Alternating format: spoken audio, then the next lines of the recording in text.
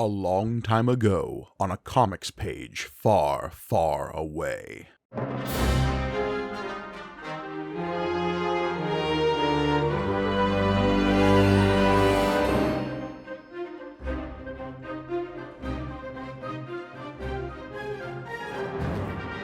Welcome to Panel Up, your monthly pop culture panel. I'm John Campbell. And I am Mike Gergoni.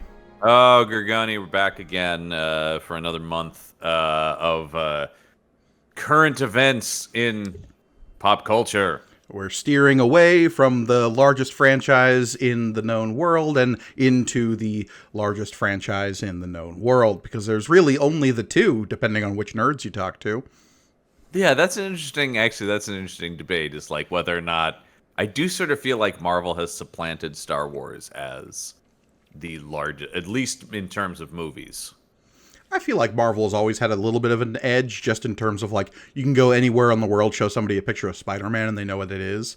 Yeah, they've always had a little bit of that, but it does feel like the thing about, like, if it's a Star Wars movie, it's a guaranteed smash, is more so the case for Marvel these days. Although we're talking about a weird subsection of that anyway, which of course Star Wars is all contained under one umbrella. Anyway, we'll get to our main topic, but it's all Marvel all the time this month on Panel Up, because we've got. Are you feeling the burnout yet, John? Are you feeling it? No, I don't know if I'm ever gonna really feel the burnout. I know. It's tough, right? I think guys like you and I are never gonna be like, yeah, too much Marvel. Because even if there's not good stuff, it's still like, yeah, but that next one might rule. You know what I mean? Like, That's the thing. Yeah. Especially in the last, like, 5 years, the phase 4, as it were, it's always been this pendulum of just like, oh, this thing killed Marvel. Oh, Marvel's back. Oh, this thing killed Marvel. Oh, Marvel's back. Yes, I get so tired of the rhetoric around either this is the death of Marvel or is this the salvation of Marvel. I don't care about any article or think piece anyone has. The answer is, I generally have liked everything that Marvel Studios has made proper. Correct. And to varying degrees of quality. But, you know, even if you haven't liked some of it, like, the idea that there's somehow ever been, they have yet to, like, really hit the skids where it's like, I don't know what it would take, 3, 4, 5 in a row before people are like, oh, this might actually be trouble. What killed canon? Well, okay, now see, canon's an interesting thing because they got too big for their britches. So I don't feel, when they tried, It's not comparable, yeah. I don't think so, because, like, it was when they it's when they bought the rights to Superman and stuff, right? Yeah. And they tried to make Spider. It's when they, the problem with canon was they tried to be what Marvel is now, where it's like, we're going to be a big studio, and it was like, you guys aren't that, though. Whereas Marvel is Disney. Right, that's that's sort of the thing, is canon tried to do it without the backing of a major corporation, and it's just like, you guys just don't have it, i.e. see Superman 4, or even more so, Masters of the Universe. Where they literally were, like, running out of money mid-shoot. The movie that would be the New Gods, yeah. I mean, and the reason they never made their Spider-Man movies because they ran out of money on Masters of the Universe. Yeah. So anyway, but before we get to talking about our main topic this week, I do want to. It's been big for Marvel announcements and reveals the past couple weeks. Yes, indeed. It feels like, almost in some ways, as a direct refutation of the movie we're talking about today, Marvel Studios had to step up and say, no, we've got good stuff in the pipeline. Yeah, because we'll talk about that. But, like, I also think there's just everything is because of the strikes and stuff as well. I think there is sort of also just like, we're only getting one Marvel movie this year. So I do think there is sort of a, like, keep Marvel in your thoughts, folks. Don't forget about us.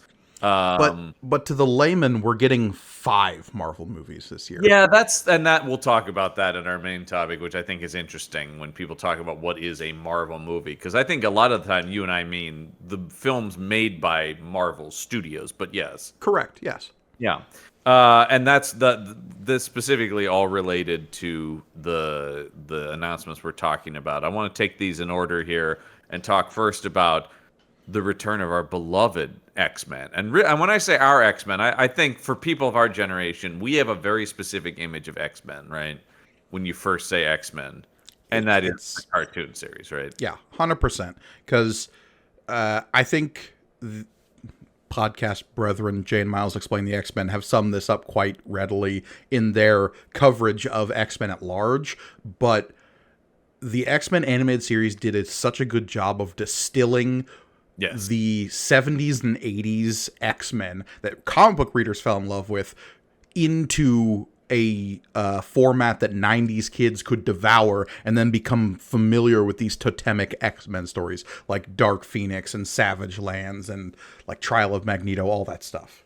I do really think, the X-Men and all of the 90s animated shows, I don't know that I would be the superhero fan I am without those shows. Because even before I could read, I was steeped in the mythos of all of that stuff, and particularly X-Men, because of all of them, X-Men was, as they talk about, the most like adaptation, right? Like Batman took elements of this and that, but kind of did its own thing. But X-Men was so like, we are going to faithfully adapt and bring to the television format these beloved stories. We're going to do a 5-part Dark Phoenix saga, we're going to do Days of Future Past. And so these were all stories I knew very closely before I ever picked up any of the comics. Yeah, exactly. And it speaks to a level of authenticity that the show had, that it can translate those stories in such a way that like a lot of the details change in those retellings in the X-Men, the animated series, but the stories are so powerful and the beats are so still there and intact that we can recognize it. And it comes to the point where it's like, I don't know if the version of Dark Phoenix Saga in my brain is the one from the comic or the one from the animated series anymore. That's 100% how I am with pretty much all X-Men stories and characters for that matter, where you just go like, in my mind though, they are the animated series. I still hear Cal Dodd's voice when I read Wolverine in the comics. Tell Cyclops I made him a convertible. It's great. I'm actually in the middle of, because of what we're talking about, the return of this beloved show. I've actually I'm in the middle of rewatching the animated series for the umpteenth time, although it's been a few years. But the trailer for X-Men 97 just dropped. And 97, which is something I don't think anyone, it's not even something I thought we'd never see in terms of like, God, I wish I could see that.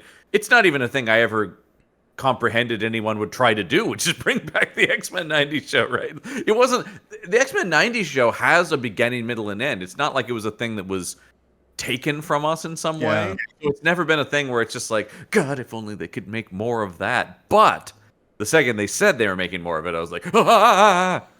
Well, it's something that I think Marvel has dropped the ball on of things that Marvel Studios itself has dropped the ball on. I think leaning on the ability for animation to distill these characters into their even more like, saying the word generic is doing it a disservice, but please like talk about platonic ideal. Yeah, that's the word I use, because I think and particularly Batman and X-Men stand out amongst that animated crowd, right? Like, they distilled those characters and worlds so well. I think the Spider-Man animated series did it pretty well. I also really like the Spider-Man animated series. And then like the other ones, they just didn't go, like they just didn't take off for whatever reason. Fantastic Four, Iron Man, Hulk. There was Hulk. And those all have their strong points, but they all, there's like 13 episodes of the Iron Man show, for whatever reason, they just inundated people. But I do think that these were exactly, I always talk about platonic ideals. I think it's also something the MCU has been good about building on the live action front themselves. Right. But and they've kind of slacked on animation. Yeah, and you can point to shows like Avengers, Earth's Mightiest Heroes as like exemplars of what's happened in the last 20 years where their animation is concerned, or Spectacular Spider-Man is another great example. But then for every one of those, you have two Hulk Agents of Smash that, like, look, I know that show has its defenders, but God, I can't stand it.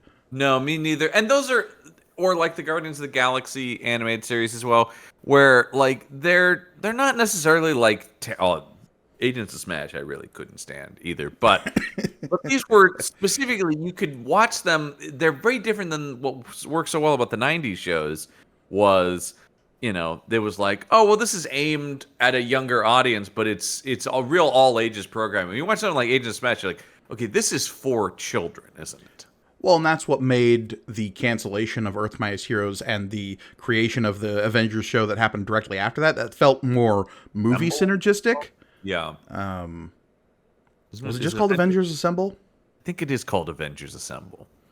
But it's a show that I couldn't stick with because it felt more geared towards younger children, which is not a bad thing. It's good to have younger programming, but as opposed to Earth's Mightiest Heroes, it felt like it was distilling these stories in the same way that X-Men the animated series has. And so, yeah, the bringing back of X-Men in X-Men 97, I'm very curious to see if that's the track they keep going down.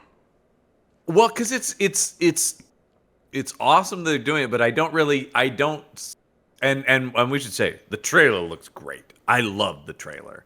The animation style looks like they're using the same animation department that makes the What If show, but they're throwing a, I don't know, cel-shaded filter on it to make it look more like the animated series. Yeah, it's a nice hybrid, right? Where it's like clearly this is modern animation, but it's doing enough to make it feel familiar, because one of the cool things is they're not just making another X-Men show. They are truly picking up exactly, and that was what was cool about the trailer, right? Is it literally starts with the end of the X-Men animated series, and then it's imagining if this had just been season 6. Sure, yeah. We're going forward. And now we get to tell all the late 90s, early 2000s X-Men stories in animation form. I don't even know if that's true, though, because it feels like this is jumping right into, like, New Mutants era X-Men stuff. Like, I feel like we're going to get late 80s, early 90s stuff. I mean, let's say that there's certainly, the door is open now to all kinds of stuff that didn't exist. I mean, there is some of that did exist, but they get to there's a lot more meat on the bone here for X-Men 98, 99, 2000. Is this show going to have Wolverine crucified on a giant X somewhere in the Australian outback? Is the Siege Perilous going to be something we walk through? But I think that's all to say. I don't know what this leads to, because this is new, but also a nostalgia play. This is not part of the MCU, so I don't know what to take from, is this a new direction that they're going in, because it feels so singular, right? It automatically is harkening back to something. So I don't know. I'm so excited for it, and the trailer looks great, because Gambit charges Wolverine's claws at one point in it. Look, we got team up moves. We got all of our favorite X-Men are back. I love some of the slightly altered costumes, because they haven't just one for one changed people. Like Storm's costume's a little bit more modern. Morph's costume is from was it Extreme X-Men? I think that comic ran. Extreme X-Men, yes. That was like a multiverse hopping run, and they ran into Morph at some point. I can't not say Morph's name like Wolverine does, and so we go, Morph. Yeah, because he says it so much in the show. No, it looks great. Cyclops saying to me, my X-Men is just... Oh, and then Magneto at the end of the trailer being like, everything Charles Xavier has belongs to me. Yeah. And he's like, dude, give me this right now. And it actually is coming out at the end of the month. So I'm not going to wait that long. But it looks great, though. I'm excited. We are exactly the target audience for it, of course. I'm the guy who bought all the X-Men 96 trades as they were coming out. Yeah. Oh, yeah. I have all those too. I've been buying up it's interesting. I've been buying the Marvel Legends figures that was the X-Men 92 line that, as this got announced, just morphed into the X-Men 97 line of action figures. Yeah. So I've been, but of course that was the thing, was I was like, oh my God, action figures of the animated series, because that is my platonic X-Men. That's also like the X-Men lineup I love the most.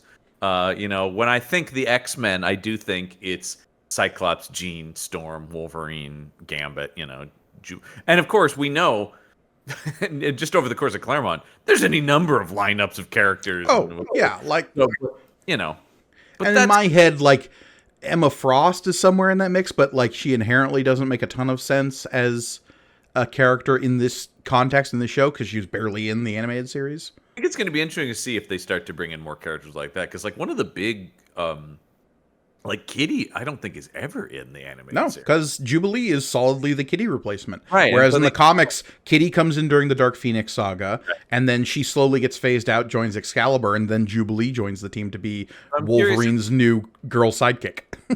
He's got to have a teenage girl sidekick. It's just every time. But actually, let's segue into that because I do want to get through these quickly, or else we'll be here all day. Speaking of Wolverine, we're also going to see him in live action again this summer. Oh, the fact that they announced the name of the new Deadpool movie is not Deadpool 3. It is not Untitled Deadpool Project. It is Deadpool and Wolverine. Made my heart sing. It's the buddy cop movie we want, baby. Yeah, it's... God damn it. Everything about the marketing for this... I'm excited for the marketing campaign of this movie because already did you see the post Hugh Jackman made the day after it came out where he changed it to Wolverine an asshole? Yeah, Wolverine an asshole, and he goes, "There, I fixed it." And then them just sniping at each other. The poster with the best friends necklace with their masks. Yeah, I mean, it's exactly the right tone. And once again, I've already seen the things. It's like, here comes Deadpool 3 to save Marvel. And he's like, oh, for God's sake. But, I mean, they lampshade it in the trailer even when he says, like, I'm the Marvel Universe, Jesus. That's of course, immediate. And I've already seen the shirts that are like the church-esque drawings of him in the robe with his hand up. And I'm going like, I love it, Marvel Jesus. And of course, I mean the trailer's so good because it does start with like, oh, all your friends from the Deadpool movies, and then it's like, a distinct lack of Cable. A distinct lack of Cable. And when Josh Brolin was asked about, are you going to be in it, and he's like, no, I don't know. And so I'm like, what the hell? Yeah, that's a fucking dodge. Yeah. That's like Patrick Stewart. Do you see that? Are you going to be in? And he's like, someone called me about a thing. Like, and you're just like, okay, yeah, all right, sure. Yeah. Especially if Cassandra Nova's the villain, which we're pretty sure is the case. It would make sense that Professor X would probably pop in. If you're going to make the bad guy of your movie the psychic twin that Charles Xavier absorbed in the womb, you'd best have Xavier show up. I'm so glad they're doing Cassandra Nova because number one, as we both are, a huge fan of Grant Morrison's new X-Men, particularly. To a point. I mean, he had to wrap it up quick. But that character's so completely insane that I'm very curious to see what she'll be like in a Deadpool film. But then to see the instant MCU invade that movie when the TVA showed up. And I was like, oh my God, come on. Great. There were rumors that what's his name was going to be in this movie as Mobius. Owen Wilson. Owen Wilson, right. And that, like, for scheduling reasons, he's not going to end up being the agent who, like, inducts Deadpool in, which is a little disappointing, but I was very glad to see the TVA here, yeah. I'm very glad to see TVA here. They did get Matthew McFadden, who I love from Succession, and he's playing a character called Paradox. All of the TVA agents have names like that, right? Yeah, and that's great. And also, yeah, I mean, and also works perfectly. And Deadpool's just being a little scamp. So here's my question to you, John, because I had a couple people in my orbit kind of bring this up. Yeah. How integral do you think it will be to have consumed Loki going into this movie? Because I think, like, the MCU's usually been pretty good about, like, you don't need to have seen every little thing to get what's happening. Yeah. I think my guess is, and I think on that same point, and I think they've been good about this, it will probably behoove you greatly to have seen Loki, but I'm sure they'll do a good enough job of establishing what the TVA is and the sort of maybe broader points of Loki, because we also don't know exactly where in. I mean, and this is where you get into weird timey-wimey shit, right? Where in the linear timeline of Loki's life this TVA incursion is. You put that perfectly, John. Good job. I'm very proud of you. Because I'm just going like, because that's sort of the thing. Yes. Now, once Loki is removed from the timeline, he's sort of outside of time. So yeah, but that's sort of thing. So I don't know. I think that my guess is it will probably be a major benefit to have seen Loki, just because you'll have a massive familiarity with the TVA. You should also watch it because it's great. It is one of the things I would say definitively that is a must watch of like Phase 4, right? I would agree. I think most people would. It's been a real highlight, and especially of the Disney Plus shows. So very good, both seasons, amazing television. So probably a lot, but probably it does seem like they're also using the TVA as a springboard into the story, right? Yeah. And like we had little shots of some kind of like wasteland that is probably the void at the end of time that is set up in Loki. There was a big gas cloud that ate a guy, and I'm pretty sure that's Alioth, which is the big gas cloud monster in that show as well. I do like that the trailer, though, still, even though the movie's called Deadpool and Wolverine, doesn't show much Wolverine. So we've had like behind the scenes photos of we know Hugh Jackman in full costume. We know what it's going to look like. Yeah, they have the mask was on display somewhere at some convention. Looks cool as hell. So of course, and it's in the promotion. So yeah, we know we're gonna get him, but they still. But to me though, and this is what I love, and so many other comic book nerds also saw this. Of course, we've seen the set photos. We know he's gonna wear the full suit, but all of us are excited that he's in a goddamn white dinner jacket at a casino table. It has to be in Madripoor, and he's patched. If he has the eye patch on, I will lose my goddamn mind. It is, and it's the best because it's also he's in the full white dinner jacket at the table, and it's just all about that crazy hairdo, as it should be. There are moments in these Marvel movies where the scene will pause on a moment that is clear that the movie is letting the crowd react for something. Yeah. Sometimes it's very obvious what that is doing, like when the Hulk beats the shit out of Loki at the end of Avengers. Classic pause moment for Hulk to say puny god. Crowd cheers. Everybody has good time. Actually, if you remember when we first saw it, people were still screaming that I actually didn't hear him say puny god the first time. Yeah. Because you have moments like in Guardians of the Galaxy where we cut away to a duck with a martini and half the crowd goes, ah! And half the crowd goes, huh? Yeah, okay, that's weird. Yes, and that is very much this, where, okay, what I like is this is kind of a twofer, right? Because you see that hair, and most people know Hugh Jackman and the hair, so they're like, oh, cool, Wolverine. But us comic nerds are like, no, but he's in his patch identity currently. You know, the perfect cover story for the man with that crazy of hair, an eye patch. I love when he puts on that eye patch. Nobody knows who he is. Well, because he's Wolverine. Why would he need an eye patch if he was Wolverine? Wait a minute. All right. Wolverine doesn't have an eye patch, so no way. I love it. It's so comic booky, and it's the best, and I cannot wait. And, of course, then you get the shadow of Wolverine standing over Deadpool, and the claws pop out, and you're just like, oh.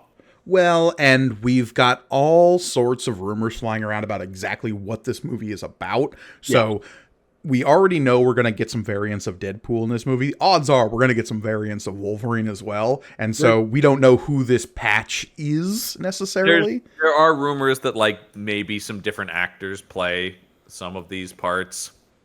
Although that I will say, at least the build of that guy from behind looked like Hugh Jackman, because that was a tall, broad-shouldered gentleman.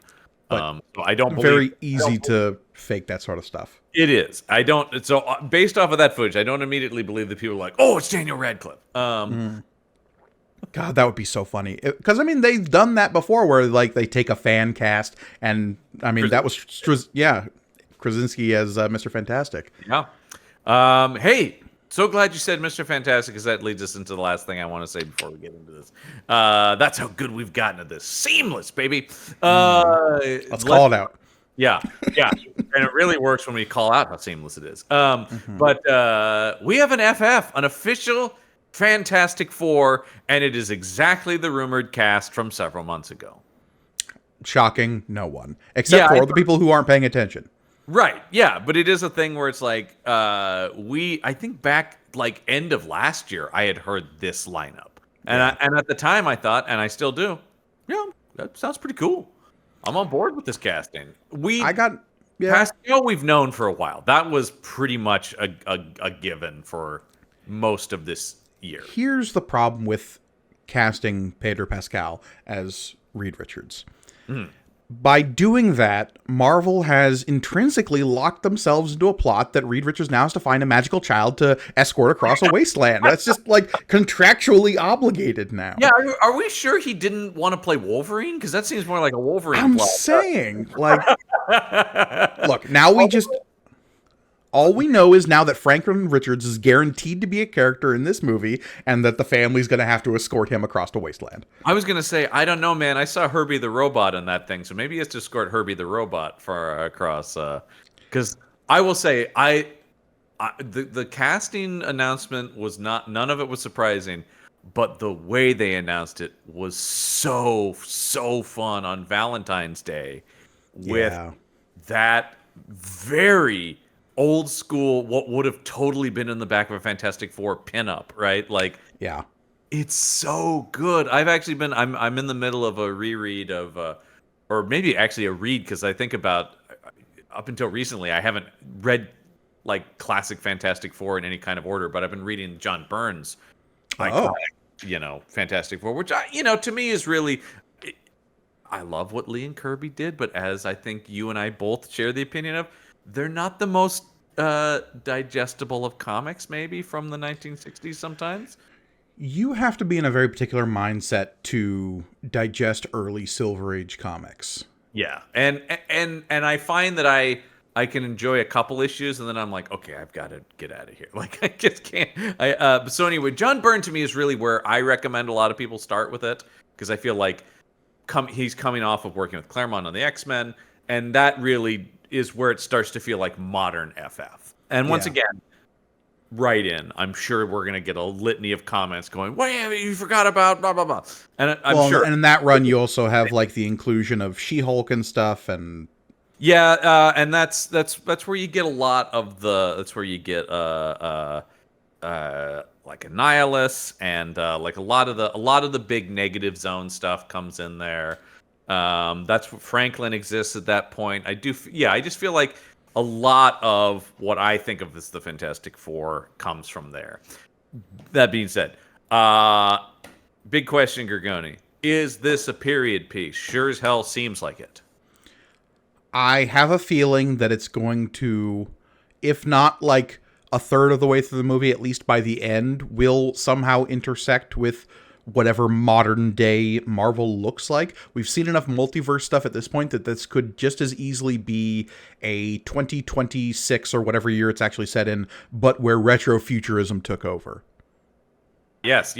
That's also been suggested, right? Like the idea that it's a alternate reality or variant reality, different Earth, where it's just 60s-esque. Although I love that people have, you gotta love nerds. They've zoomed into the issue of Newsweek that I saw Grim is reading to figure out, wait, it is specifically November whatever 1963. You're like, good Lord. But let's quickly run down. I like that it's called The Fantastic Four, because they're not fucking around in terms of like, no, it's The Fantastic Four. You're always going to say the. Yeah, you're not. They didn't put the number 4 in the name at anywhere. Thank God, yeah.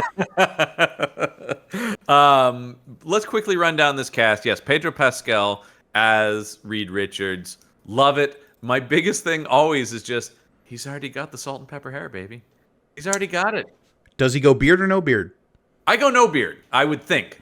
Especially if they're going retrofuturism. Like, I want him as that Kennedy era. They'll never allow it due to stupid MPA stuff. I would love it if he had a pipe. but I know the tobacco depictions. But I love Ascot 1960s Reed Richards with his pipe. Vanessa Kirby is our Invisible Woman. Yeah. Great. Love Vanessa Kirby. So excited to see her. Obviously, she's from my beloved Mission Impossible franchise, where she plays the White Widow.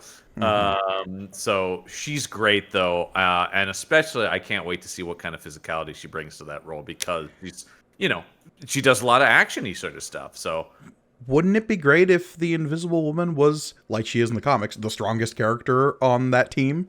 yeah, like I think in those mid 2000s was at least like, I think they like paid lip service to it, but they just never did anything with it. What, Fant Four Stick or no, Not the ones before that? The Tim Story ones with Jessica Alba. I think they like, there's like talk about like the potential of your powers is amazing. Anyway, let's not explore further. Yeah.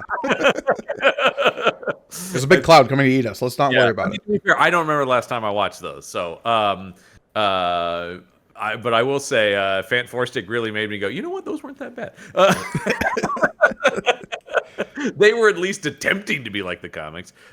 We have Joseph Quinn as the Human Torch, who we saw on Stranger Things season 4. I like him. I think. Yeah, I mean, he's a little untested. I think he obviously Stranger Things and some other work here and there, but hasn't exactly had a breakout role that this maybe might be. And I think that's the right place to have Johnny Storm at. Yeah. And then a familiar face to those of us who have watched all the Marvel stuff, Ebon Moss-Bachrach. Frank Castle's going to be so confused when this guy shows up. When Microchip is actually the thing. By the way, I did see a set photo of Bernthal in the fucking Punisher vest, and I was just like, Okay. I need this in my life. He's We're back. almost there. Yeah. But no, great. See, because Ben Grimm has always been, I think, the toughest one to fan cast. I think because people get hung up on the physicality of it. Yeah. And he's a tall guy, like a tall, bigger guy, Bachrach. But he's not beefy like Chiklis was, and I still think maybe the best casting choice in those Tim Story movies, because you're just like, yeah, that's what the drawing of Ben Grimm, like, yeah, that's what he looks like. Well, and it helps when you have a dude that you can like just mold rubber onto, and the physicality is already kind of there. Right. We're here because obviously the Thing will be a mocap character. They've really leaned harder into the personality of Ben Grimm, and that's where I think this is dead on casting, especially if you watch The Bear, which is one of my favorite shows, and he's one of the main actors in it. Does he play the bear? He plays the titular bear. Good for him. He is the grittier, harder-edged secondary character to the main character on the show, and that's why. And he has a real chip on his shoulder. He's dealing with a lot, and so if those who have seen The Bear, I think, just in terms of personality, are like, oh God, that's a Ben Grimm. That's a guy who, because on that show he's so mad at the world, and he's very city urban guy. See, and like that, you're right in that, like, that is a lot. There are a lot of Ben Grimm stories that are that, but like we got that dialed up to like 12 in Fant Four Stick. Well, so I would love to have a Ben Grimm that smiles. Well, that's the other thing that's the arc of his character on The Bear is a guy who finds his place in the world. I mean, I don't want to spoil too much, but like that character is so compelling because you should hate him, but you love him. Like, and so I think that's where the ever-loving blue-eyed Thing, Mrs. Grimm's boy, I think he is going to be able to pull that off. I love the inclusion of the picture of him in the astronaut suit and the background of it too. It's just a little nod. Also, are they going to have the sweater uniforms? That would be cool. I dig them. I honestly do. I've seen a lot of people go, very cosplayable. That seems as opposed to skin tight Lycra or whatever, right? Yeah. But also when you talk about that tone, once again, it's a drawing, but still, they look like they're having fun. They look like a family. You know what I mean? That's another thing that really heartened me about it. I love the old Cinerama type logo for the Marvel that the Marvel Studios logo as well on it. I'm psyched. Yeah, I mean I was already psyched, obviously, but Have you been reading the new Ryan North yeah, Fantastic Four series? That's just great. phenomenal. It's wonderful. It's really good. I'm so glad when Dan Slott brought it back. That was great, and I love that the Fantastic Four have really been like well served in the comics because, of course, we know they were really kicked to the curb for a while, and I was Oh yeah. furious as a huge fan of the FF is one of my favorite books. Has always been one of my favorite books in Marvel. I mean, how many years after Secret Wars did they just not have an FF book kicking around? Probably 4 or 5. I don't know. It was a Yeah, while, that's right? wild. Where it felt like forever. It was because James Robinson wrote it into Secret Wars, and then it was just like, yeah, we're not going to give Fox any free publicity for their movies. You're like, but at the expense of the book that made your company? Because, I mean, let's not forget, the Fantastic Four is the start of Marvel as we know it, really. It's the thing that established, like, oh, Spider-Man is also in this New York? Right. Yeah. It's really it's so interesting that it's taken this long. Of course, it's all just stupid legal reasons for that, right? Sure. For them to because they are in a lot of ways the glue of the Marvel universe. They are all roads kind of lead through them. If you read any book, and there's a good chance Reed Rich is going to answer some science problem for somebody. You know what I mean? Like they are. Well, So and that's why I was only half kidding about Franklin Richards being, like, maybe a pivotal character in this movie. Because, like, famously, for the longest time, look, he is a huge continuity nut. We don't have all day to explain all this. oh But my god. to put it succinctly, he is Reed and Sue's first kid. He is a reality warping mutant. And he has had tons of crossovers with the X-Men and the New Mutants and the Power Pack and tons of other characters. Did you And read the Chip Zdarsky Fantastic Four X-Men crossover from a couple years ago? yeah, that was where it sort of kind of got retconned that, or just after that it was retconned that Franklin wasn't a mutant anymore. Yeah, because it was during that that was during the Krakoa, the beginning of the Krakoa era, Yeah. and it was like basically like the X-Men going like he should come live with us, and they're like, but he's our son, and like yeah, I thought it was great. I mean, number was on Chip Zdarsky, Yeah. dude, one of the best writers in comics, but yeah, no, there's all kinds of stuff, and he can because he is a continuity nut. You could actually use that to your benefit, kind of like they're doing with Deadpool, where you can actually make a lot of stuff hinge on him, like you're saying. That's what I'm saying. Yeah. And I'm So, curious what and the way that they've been spinning Kamala Khan as well into the mutant stuff. I think there's a lot of potential. It's going to be really interesting to see how, because I think the Fantastic Four come in easier than the X-Men is a whole thing. well, and I think Deadpool and Wolverine is maybe going to answer some of these questions about how do mutants suddenly appear in the MCU? Yeah. Is this all going to be like a shakeout of the eventual Secret Wars and Battle World and what have you? We'll see. Right. And then, like I said earlier, also Herbie is on there, and that makes me happy because we've never seen a cinematic Herbie. Who is your fan cast for? I've been thinking this. Yeah, I've been thinking about this. You were thinking about Herbie. I'm thinking about their mailman. Oh God, what is his name? Because it was great. I will say that's something else I also liked in the Tim Story movie was Stan Lee as the mailman was a good cameo. Oh God, what is their mailman's name? Well, of course, the big one everybody wants is everybody. I love this once again. What I love about comic fans, we get this big announcement. It's so cool. Can't wait for this movie. And then it's like, yeah, but who's playing Doctor Doom? I hope Doctor Doom's not in this movie. I feel like what I hope is Victor Von Doom is in this movie. Maybe in a Yeah. flashback. Okay. Yeah. I would love to seed it. It's Willie the mailman, by the way. There we go. Yeah. Feel bad about that. No, because no, I think well, because once again, rumor, who knows? But the rumor is Galactus is the villain, Good. and that Give me a big guy in a purple suit. that they're talking to Javier Bardem to play Galactus, is apparently who they want. And you do think about, I mean, because Galactus is a lot, so you do just need somebody with presence and authority. And Bardem is also weird. Oh yeah. Now, here's my question to you. Yeah. With a Galactus, I can see it going two routes. Either it's Javier Bardem in a CG purple giant suit, which I'm not opposed to, Right. or they rework Galactus a little bit to look more like a Celestial. Yeah, I think the Celestials. I definitely had that thought during Eternals that this is a good roadmap for Galactus. Like that, this is almost like that the Celestials can walk, so Galactus can run. You know what I mean? Like, We just need to introduce big space dudes. That's what it needed to do. Like, it's like, yeah, okay, can people buy this? All right, now we can get to Galactus being the ultimate big space dude. Yeah, and my guess is it'll probably land somewhere between the two, right? Like, Yeah. and one, especially because I think the other big thing, that would give them confidence in that, right, is Brolin's Thanos, right? Is the idea that we can put a really good actor in a fully mocap performance, and that actor will come through.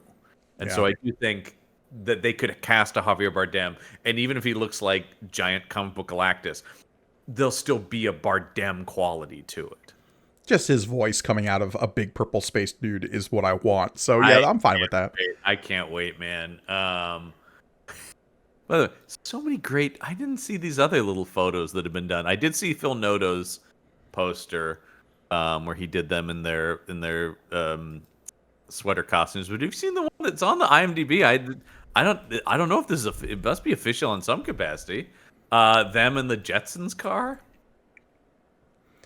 Like in the actual Jetsons car, or the it's basically the Jetsons car there. No, not the Fantastic car.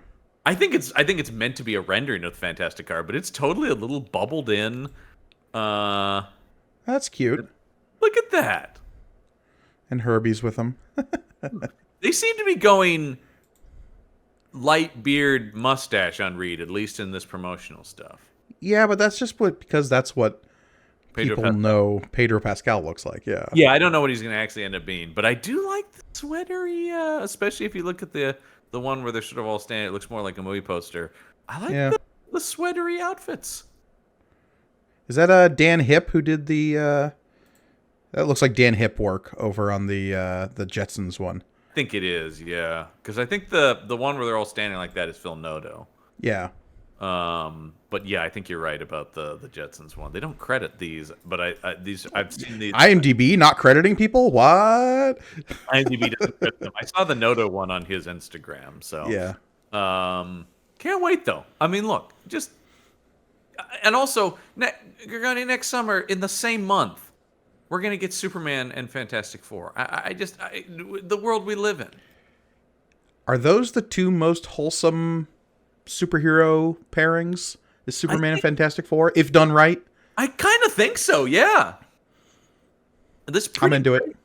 A friend of the show, Brendan Jones, is already trying to get 2025 summer Barbenheimer to be super fantastic. Oh, well, okay. You've sold me. It's a super fantastic summer. It's a super fantastic summer. Credit where credit's due. That's our pal Brendan Jones. Yep. Yeah. Well, it beats Four Men. It sure does. It sure does. All right. We're excited for all that. Let's switch gears and talk about a movie we just saw in theaters. Let's talk about something that we're way less excited about. Gargoni, I gotta say though, I'm really glad you broadened your horizons and agreed to talk about this little indie French film, Madame Web.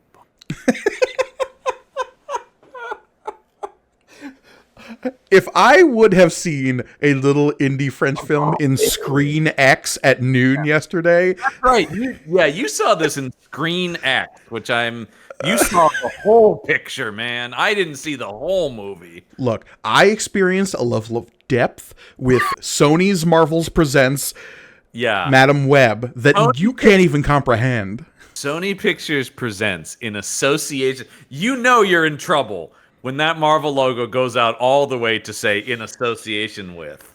And this is the old Marvel logo with like the flipping pages. And I had those pages to my left and to my right as that was flipping. Oh my God. I've only seen one movie in Screen X and I hated the experience so much. For those who don't know, Screen X is like what if we didn't have a screen wide enough to show an IMAX film, so we just got 2 more projectors to shoot at the sides of the walls? It is the most desperately gimmicky of. I mean, It's not the most. There's 4DX. 4DX exists. That's the one where the seats move, right? The seats move and they spray you with water and they rumble. Yeah. Yeah. Okay, that is it. But this is one step from that where you just go like. And I saw one movie out of sheer curiosity. It was the second Jumanji movie I saw in ScreenX. I think actually, if you go back in our archives, if you're one of our patrons, you can hear us talk about and me rail against it because it is the stupidest idea. Yeah, literally, there are 2 other projectors that are aimed at the left and right walls to the side of you. So the whole idea is the whole idea they always talk about is like you're engulfed by them, you're surrounded by the film, and it's basically extensions of backgrounds for the most part. For the most part, there are a couple of cool things that they can do with it. I don't think it's worthy of like seeing every movie in this way, but like if you're in a scene in which, and they do it a lot in this movie, so like God help me, but I think I actually got something out of the ScreenX experience here. I can't speak to it. I'll just say the one I saw I did not enjoy. So if someone's like driving in a car and you've got stuff whipping past them, having that sense of speed and momentum to either side of you as well can enhance the experience a little bit. That makes sense because one of the only movies I heard people kind of talk about being a good experience in ScreenX was Ford versus Ferrari, like the racing scenes in that. And the other Beyond was kind of cool in it. The other moments I can speak to that like have some kind of like experiential enhancement is if you're in a situation in which the character is like surrounded by something and you can get kind of a left and to the right, usually if they're like underwater or in this case experiencing the tendrils of fate, like it can be like, oh, these extend beyond my even peripheral vision. I don't know, man. It sounds pretty scary. Tendrils of fate spanning all around. That's a lot. Well, look, John, when you have the responsibility, the power will come. Pretty sure that's how that phrase goes. Something along that. Yeah, I do love it's just the reverse. God, this movie. The Sony Pictures presents Madam Web, brought to you by the good folks at Pepsi Cola. Wow, the fact that Pepsi killed the final boss of this movie astounded me. I wish I was joking. I so wish I was joking. I was texting somebody that the other day going, I swear I am not making this up. Did Pepsi pay for this whole movie? Because I'm not sure I've ever seen a product more integrated into a movie. Like, to the point where it's impossible not to notice, right? Like, but Benjamin Parker, uncle to Spider-Man, wouldn't you think I would like a beer? No, Cassandra Webb, the main character of this movie. You should instead have a nice, refreshing Pepsi Cola. And every single shot, I can imagine the AD going, yeah, Dakota, could you just turn the label? There it is. We need you to face the cola to the lens. Oh, wait. Yeah. No. Okay. So, Madam Web, here's the thing. We worked so hard not to cover this movie. We did. You and we were talking about. I asked you not to cover this movie. Point blank. We did. We looked for anything, right? We were going through releases of stuff. What's coming out? What could it be? And some of that, of course, a lot of it is we just didn't want to see it, but also I don't like to come on here and bag on a movie, right? That's really not we're not here to bash on a film. There's plenty of people that do that. So I do want to try to be as constructive as possible while also saying this is pretty shockingly bad. Like because I'll couch it in this. I've seen a lot of I haven't watched it, but I've seen a lot of the YouTube, headlines going, the worst movie I have ever seen. And it's like, okay, it's not that, because that's insane. I've seen Manos, The Hands of Fate. It's a very low bar. That's what I mean. We know bad, right? We're pretty experienced in truly bad. But I will say, it's pretty shocking how bad this is for a 2024 big budget studio movie. It's pretty bad that this many people could be involved in something and it be this sloppy and just poorly executed. I have such a grudge against the cinematographer of this movie now, because he has ruined the rack focus for me. The zoom lens on this thing is, I mean, within like 5 minutes of the movie, I'm going, I saw this with our friend Brendan, and I about maybe 5-10 minutes, and I just turned to him and went, "What's with all this zooming?" Every time they cut to a new character and they hard zoom in, it keeps happening over and over and over again. And like that's the only move this movie has, like on a cinematography level. It's like, I mean, I can't say it's poorly shot, but they make weird decisions, right? That make you go, what are you doing? Some of it is to try to instill that level of disorientation that the main character, Cassandra, nay Madam Web, right, is experiencing. And look, they do a good job of making it confusing as hell if that's what their goal was. Yeah. And here's the thing about it. My big overarching thing with this, and this is so, because I want to talk, I do want to spend a fair amount of time talking about Sony Pictures Spider-Man universe, because I really think that's where the most interesting conversation about this movie is. Yeah. Than the movie itself. But the thing about it is, I agree with because the reviews for this have been abysmal, right? But I think it has a 13% on Rotten Tomatoes, which, take from that. That's real bad. There's a lot of dogpiling on that of just like, it's fun to bag on this movie now. And look, we're going to have a little bit of fun with it ourselves. Yeah, because it is really bad. But I do. That's why I want to couch it in. I don't think it's uniquely spectacularly bad. It's bad in the way a lot of comic book stuff is. I do agree with the people who talk about this does feel like a throwback to when comic book movies were bad in the like early 2000s. It's that level of bad. This feels so similar to me, and John, you're going to hate me for this comment. Yeah. At least the original theatrical cut of Ben Affleck's Daredevil. Oh, sure. Yeah. I think it's got a very similar, structure. I think the villain is just as fleshed out. I think the main characters are all kind of have similar beats. I think that's fair. I think that's right where I would place it in terms of quality as well. I think also I do want to issue an apology right up front. This is something I did want to get out of the way. I apologize, Dr. Michael Morbius. No. Hold on. Morbius is much better than this movie. I think it is both better and worse. I think they're both bad in equal measure in different ways. I don't think in equal measure. Morbius holds together as a movie way more than this does. Way more than this does. I mean, this movie doesn't star any potential cult leaders, so I'm going to give it that right out of the gate. Okay, whatever. But I mean, the biggest thing, and actually I will say this about the Daredevil movie as well, and why I think this is worse than that too. There's nothing fun in this movie. Morbius has things like Matt Smith's performance, where you're like, all right, this guy's having fun. And same thing with Daredevil has Colin Farrell, or whatever, and you're like, okay, there's like a joy. Everybody here seems to be here at gunpoint. Like really, everybody here is just like, what compromising photos or files do you have on these actors? Because my God, nobody wants to be in this thing. I did wonder what blackmail they had on Mike Epps that he would show up in this film. To do nothing. To do nothing. To get run over by a car, like everybody else in this movie. I will say the one person who comes out of this wholly unscathed for me is National Treasure Adam Scott, who is... He's a charisma machine. Yeah, like...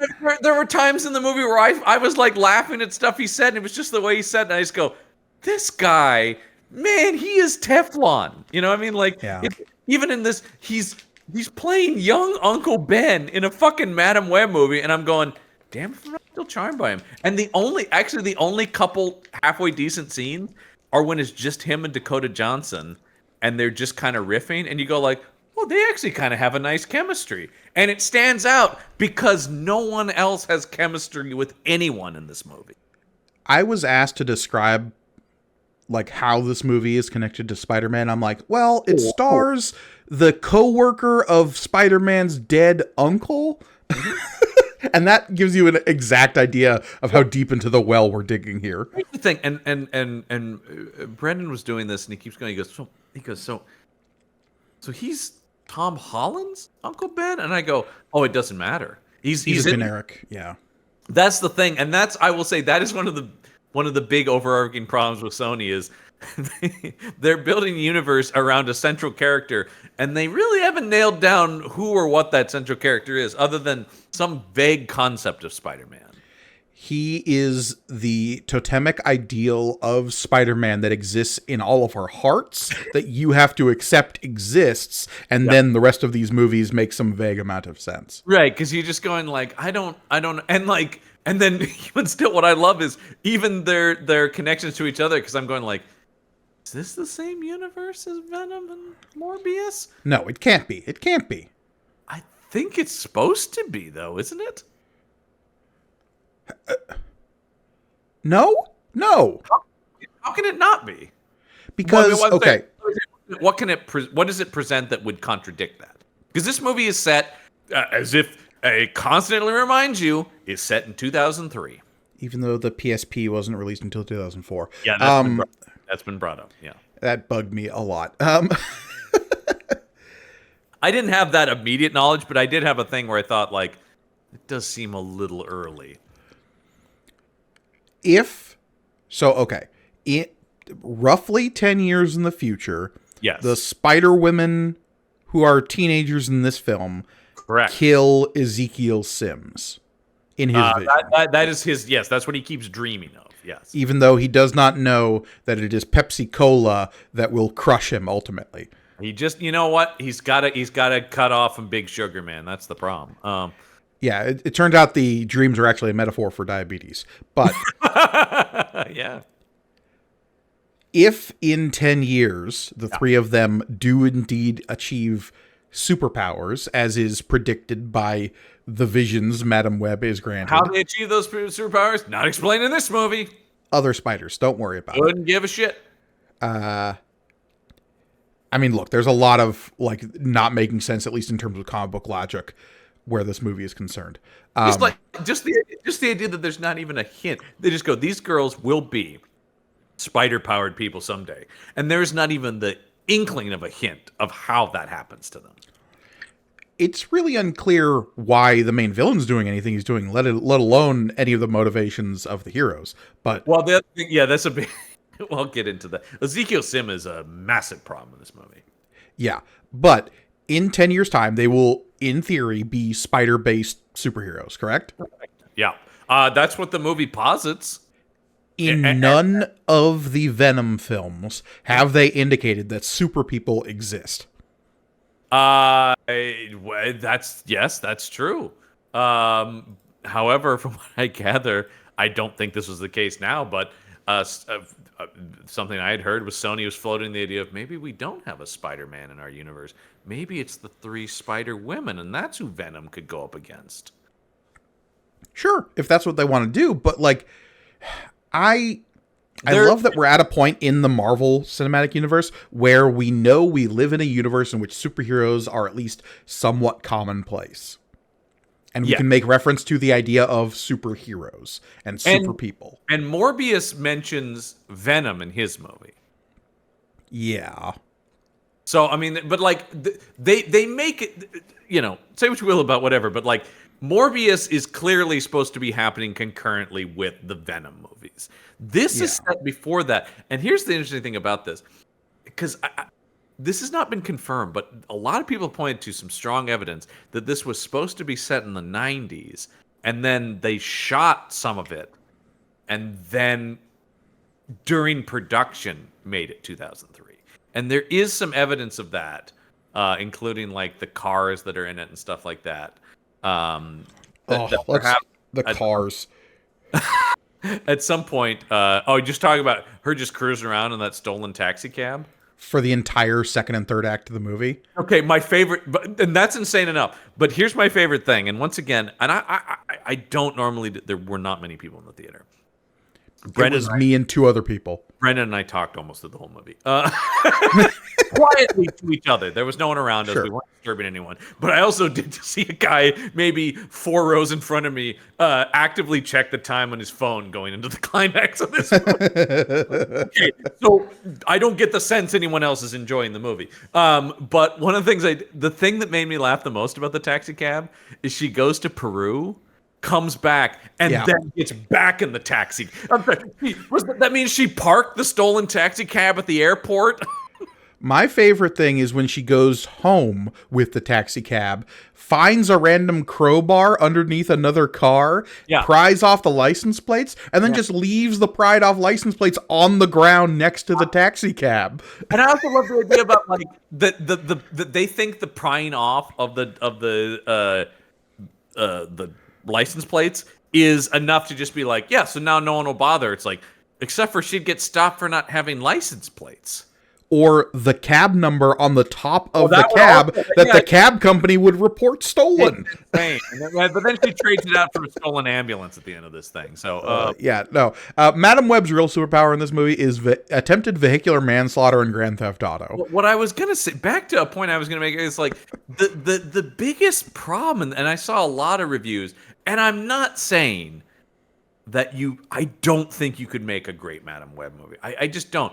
But the idea of Final Destination as a superhero movie could have been interesting if you eliminate everything to do with spiders and this. You could have made a somewhat compelling movie about a woman who sees various futures and defeats a villain by doing that. It's simpler than that. It's way simpler than that, John. Because this movie, at its heart, what it could have been is just Terminator.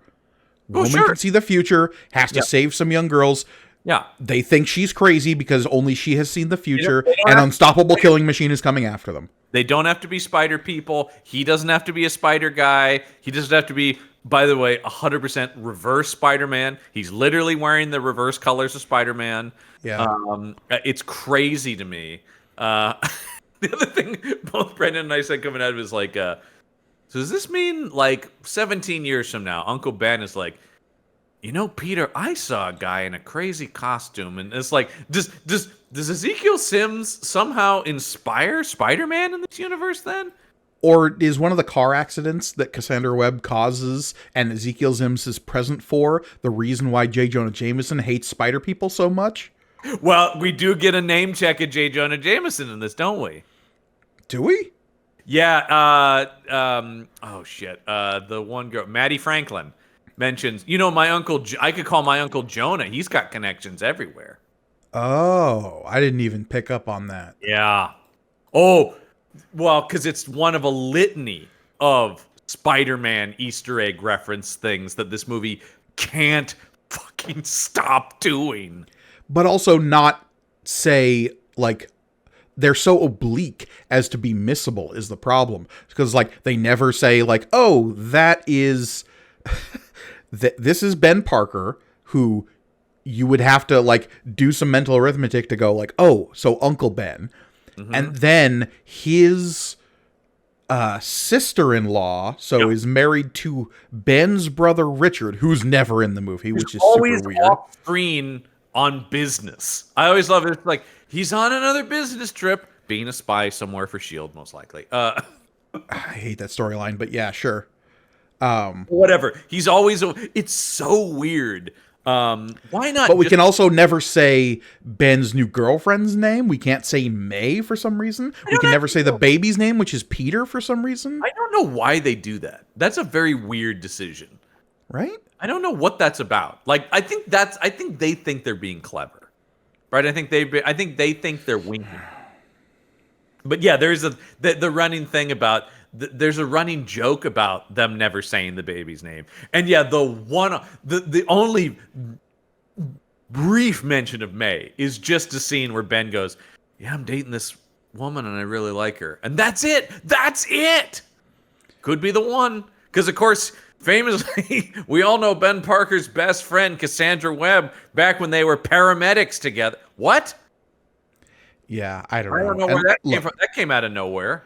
I appreciate that they're not doing the whole, like, May was actually Peter's mom storyline from the comics. I don't want any of that stuff. No, that's dumb. I'm glad they didn't go that route, but I did think the amount of time it's like it's me and my sister-in-law, to the point where I thought, why not just make him Richard Parker? Wouldn't that have simplified the movie a lot if it's just like me, my pregnant wife, I'm Spider-Man's dad? But you know that somebody went, yeah, but nobody knows who Richard and Mary Parker are. They know Uncle Ben. Like this, I do agree with. I was watching a YouTube video. Shout out to the guys over. That silence was me just shaking my head, going, "I don't know." Yeah, shout out to the guys over at Mr. Sunday Movies who do Caravan of Garbage. I love their stuff. But I was watching their review of this, and they brought up a good point. They brought up something I totally agree with, which is this movie you can feel was noted to death. Oh yeah. Oh yeah. Nothing but studio notes, and that's always been the case in Sony. But I feel like this is now the culmination of Sony noting a film to death, because Dakota Johnson talks about that she signed on for a movie, and then over the course of the production of it, the script changed so much that she has some quote up. She goes, I couldn't even remember what the original script looked like by the end of the production of this thing. Yikes. Because she talks about, she goes, I wasn't interested in doing a superhero thing, but then they showed me a script. I said, oh, this is kind of interesting. Yeah, I would play this.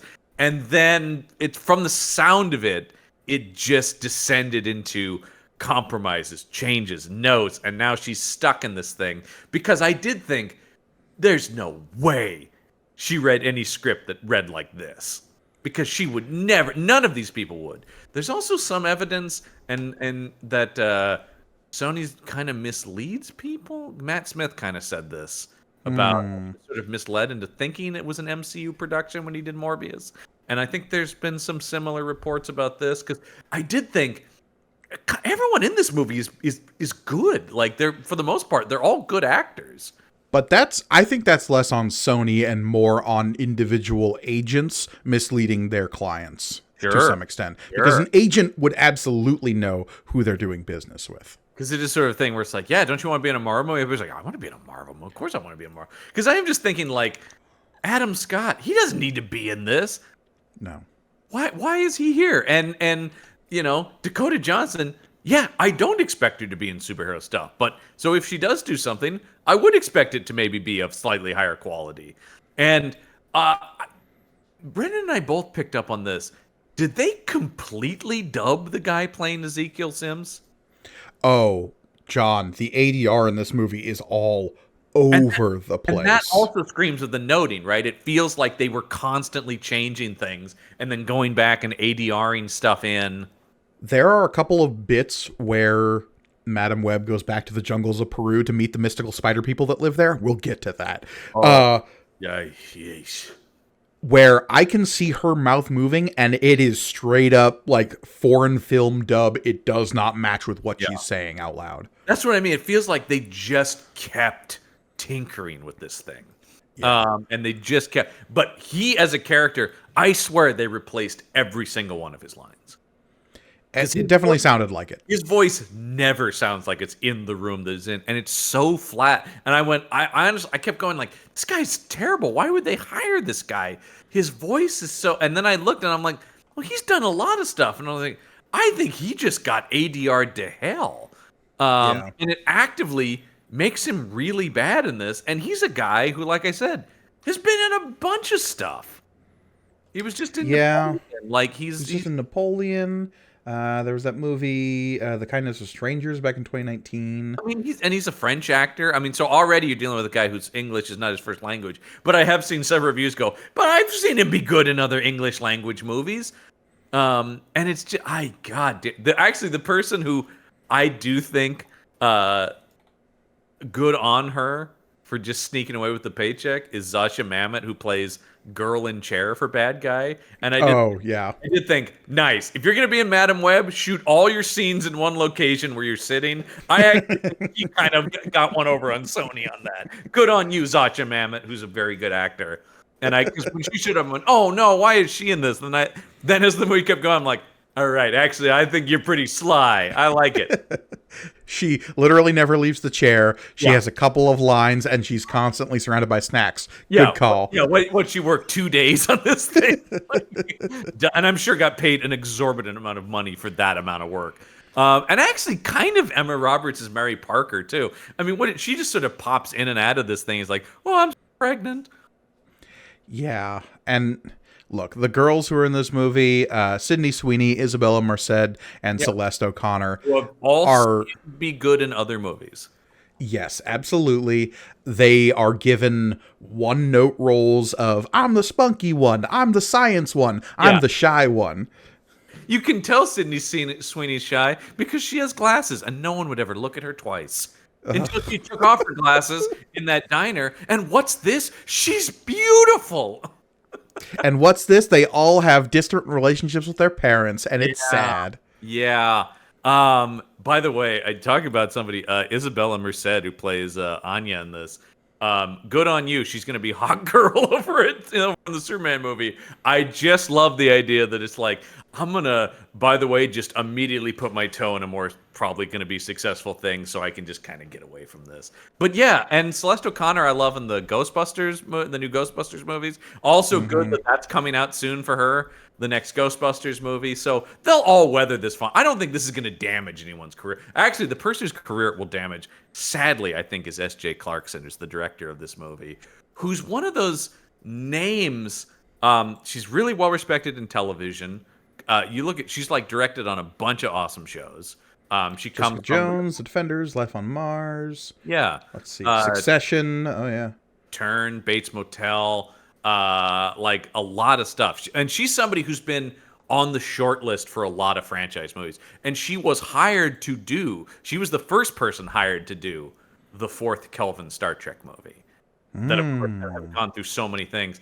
And so she's one of those people who's always kind of wanted to make that jump. So I just feel bad that this is the thing in the lottery of putting yourself up for these. This is the lottery of what she got. And I don't necessarily think this is like a poorly directed, because it does feel noted to death. It has 4 credited screenwriters, which you and I both know means there's at least 25 people that worked on it.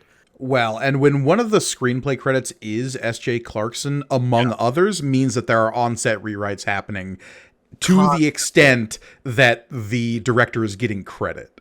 Right, yeah. I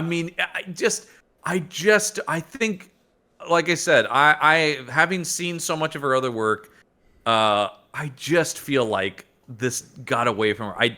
I think trying to blame her for this, really, actually trying to blame anyone other than the machine that is Sony for this. I don't think anyone is at fault. I don't think any of the acting is. When you talk about, like, the scenes are poorly written, but, like, all 4 of the female leads are likable. I will say the movie is watchable purely based on just raw charisma of the main cast. You can watch this movie on vibes alone. Yeah. And also, like, have your phone up and not really miss anything, right? Yeah, that's it exactly. Because in fact, it's maybe better to have your phone up, because if you are, I grew so frustrated throughout the movie trying to follow any of this because it's such nonsense, while at the same time constantly telling you what's going on. This movie is the most guilty I think I've ever seen a studio movie of all the times when, like, they have Madam Web searching through stuff and going, then that means my mom. I'm like, who are you talking to? They literally have to have a cat in that scene so that it's not just her talking to herself. Oh my god! And then her watching A Christmas Carol in the middle of summer so that they can talk about things that are meant to be or whatever. What TV station is that on? I have no idea. I also in 2003. I also love the doctor going, I've been through a trauma. Go home, watch some old movies. And I did think, what is this, me as a doctor?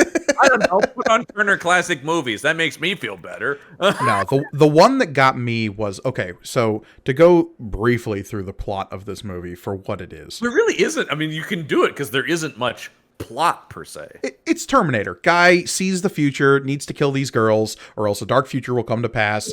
And Madam Web wants to change the future. I'll tell you the inherent problem in that though. In 10 years, they're going to kill him. So the movie they don't actually know it's 10 years. They're guessing. It's about 10 years. And look, I will get into Ezekiel Sims after I get through this a little bit, but I want to clarify one point about like how this movie reiterates itself so much. So we have this whole opening sequence in Peru where Ezekiel Sims betrays Cassandra's mom, kills her, leaves her to get saved by the mystical spider people of the Peruvian rainforest. We'll get to them. Oh my God. But so we have that whole sequence, and that is what opens the film. Later, when Cassandra goes back to Peru to learn the secrets of her past, we literally see it all again. Nothing new is introduced until we get to the end of that sequence again. Yeah, that's true. So we spend a solid 10 minutes in this movie watching the same scenes twice. Yeah, you basically do, don't you? And in an hour and 56 movie, we spend 10 of that watching the same thing twice way, with no new information added or context added. Where's my make movie shorter hat? I need to put that hour 56 on this thing. Good God. I will say, one benefit to the Screen X, way less trailers. Well, that is true, yeah. Because most of the trailers, not wide enough. Did the whole movie play in Screen X, or was it in segments? Because when I thought parts of at certain parts in the movie, it would strategically use it. Yeah. There were moments where like, okay, this is where you need to be surrounded by something. It would surround you. Yeah, that was the case in the one I saw too, where it's like the movie would open up in moments. I mean, kind of like the weirdest one was definitely at the baby shower. It's like, and now you're in the baby shower. I'm surrounded by a baby shower. Where, by the way, all of Mary Parker's friends don't talk except for Cassandra Webb. Really, right? Like, it's so interesting that they make a big deal that she doesn't know anybody, yet she does most of the talking to the baby show. There's Kathy Ann Hart plays Susan. Love Susan, my favorite character. Who says, let's maybe not talk about dead moms in front of the pregnant woman. Yeah. And once again, God, I felt so... Dakota Johnson, who's an actress I like a lot. I really do like her quite a bit. And, like, I can't say I've seen her in much. She's... I mean, obviously, there's the 50 Shades of Grey movies, which, whatever. But I've seen her in... she does a lot of indie stuff. That's why this is such a weird thing for her, because I've seen her in a lot of smaller movies where she's great. I would recommend anything other than this, instead of watching this, watch The Peanut Butter Falcon, watch Our Friend, watch Cha-Cha Real Smooth in particular, I think is wonderful. The Suspiria remake that she's in, Bad Times at the El Royale. Oh, that's what I've seen her as, Bad Times at the El Royale. Criminally underrated film, in my opinion. Love that movie. I think, I felt frustrated for her because I can see, like, she's trying, especially like that baby shower scene. I'm like, okay, she's trying to play at something. Nobody wants to be here, but nobody's exactly phoning it in either. You know what I mean? Like, there's a weird thing where it's like, everybody here is doing their best, but they all kind of know it's a losing. It's a weird vibe. And especially when you have a movie that's so clearly noted like this one is, yeah. You have no idea in what sequence this was shot in. Right. You have no idea what of this was done in reshoots, because this movie had reshoots. Oh, it extensively did. Yeah. Which, once again, is not... I do, as always, when people go like, oh, God, a movie's going in for reshoots, that doesn't necessarily mean a bad thing. All films do, yeah. All films do. But this clearly was a case of we're doing reshoots because we don't know what this movie is. Marvel Studios does a lot of reshoots, oftentimes because they look at a cut and go, oh, we need to kind of clarify that, or we need a little bit more focus on this, or actually, why don't we have a scene between these characters or something? They really, I think if you want to look at people doing reshoots right, Marvel's really smart because they will test screen a movie, reshoot, test screen a movie, reshoot, They'll really look at that. This just feels like they're like, I don't know, this is that, This movie feels like Pepsi dumped a lot of money in at the last minute, and so we needed to rework the third act. So Pepsi kills our main bad guy. I did get the sense that, like, where in the process came the Pepsi stuff. I definitely did have that thought too about, like, I wonder if this scene had Pepsi in it before. Because some producer in some room somewhere was just like, okay, we need $10 million to finish this movie. Pepsi, on, what can you please help us out? And Pepsi executives click their fingers together and go, okay, but we have to kill the bad guy. It's it's like I said, there's product placement. Any big studio movie almost always has product placement in it. But I've never seen anything this egregious at all. I mean, this has got to be the most egregious, right? It's like Black Dynamite levels of absurd at some points. Because, like, it's one thing. I mean, a lot of people made fun of Man of Steel, where it's like, okay, Superman throws General Zod through a Denny's. Boy, that is incredibly subtle compared to what's in this movie. Again, the Pepsi logo kills the main bad guy. And by the way, for the final fight that literally takes place at a fireworks factory.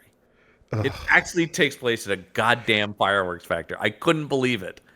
When we left the fireworks factory, I was like, when are we going to get to the fireworks factory? And did they ever. And these are the most dangerous fireworks I've ever seen, because they're like hitting things and just exploding them.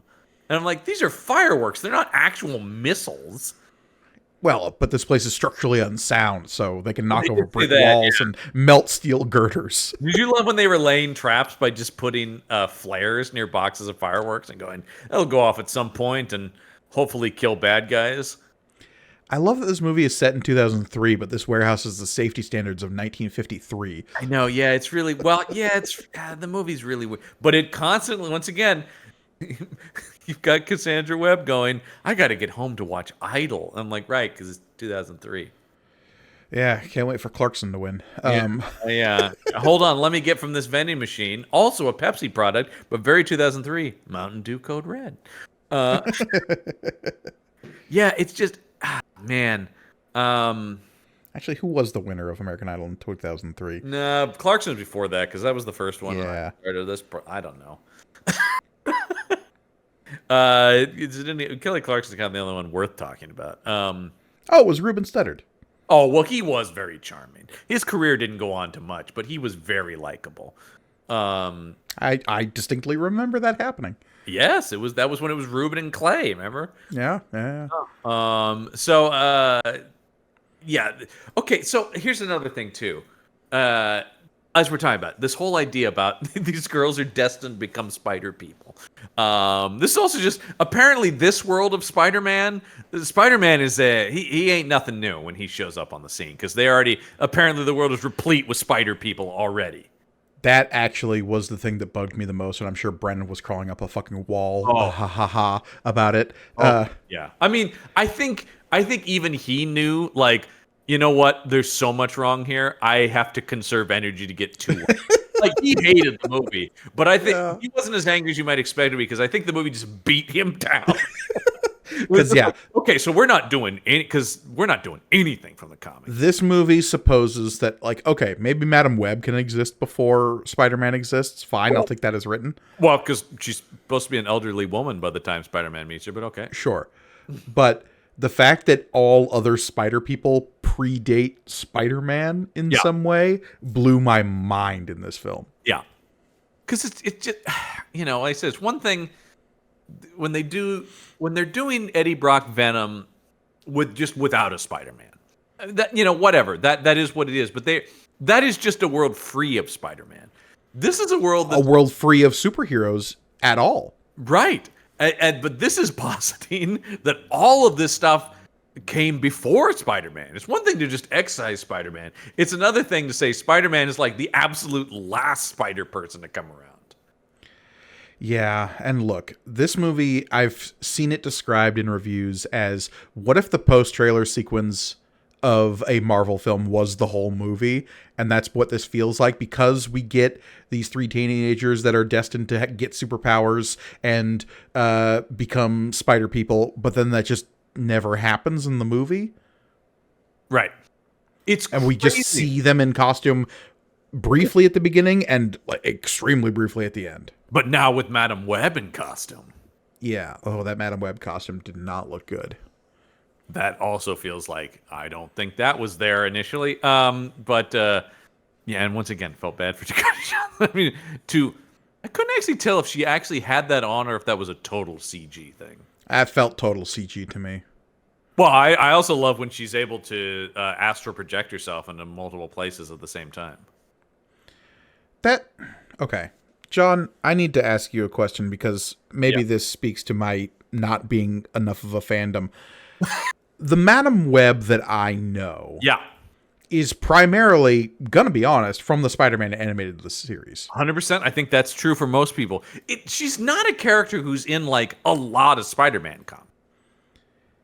Yeah, and she always shows up as a wheelchair-bound blind lady who can see the strands of fate woven around Spider-Man, and she is like the fucking Oracle in a story of Hercules or something. She'll give some vague, cryptic pronouncement that Spider-Man will inevitably misinterpret, and hijinks ensue. Yes. Yeah.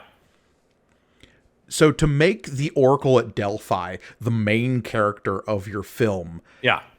inherently creates this weird trajectory of a character who will become more restricted by their role as the story of them goes on, right? Because eventually they just have to be the person delivering prophecy, and that's their whole role in the story. And by the end of this movie, she's blind and in a wheelchair.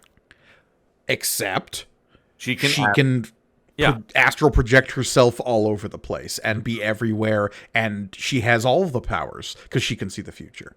I mean, it does almost feel like she's so powerful. What does she need these Spider Girls for? Because the whole idea with Madam Web is like, at least in my interpretation of her from what little I've seen of her in the comics and mostly the Spider-Man animated series, is she is so confined by her powers that she can't actually act. What she's good at is flicking the domino that starts the chain reaction to help stop the bad future. I think she can astral project in the comics, but not to this level.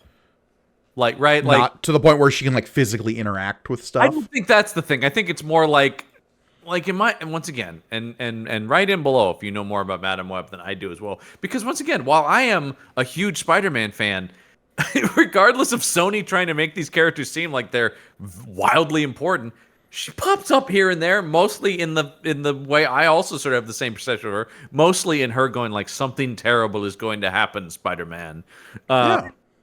Which is cool. She's a cool side character. I did see an interview with the director. She goes, it's really interesting. She's never actually had her own comic. I'm like, maybe that should have been an indication not to make a movie about her then, because she kind of isn't like a character. She kind of can't be a main character.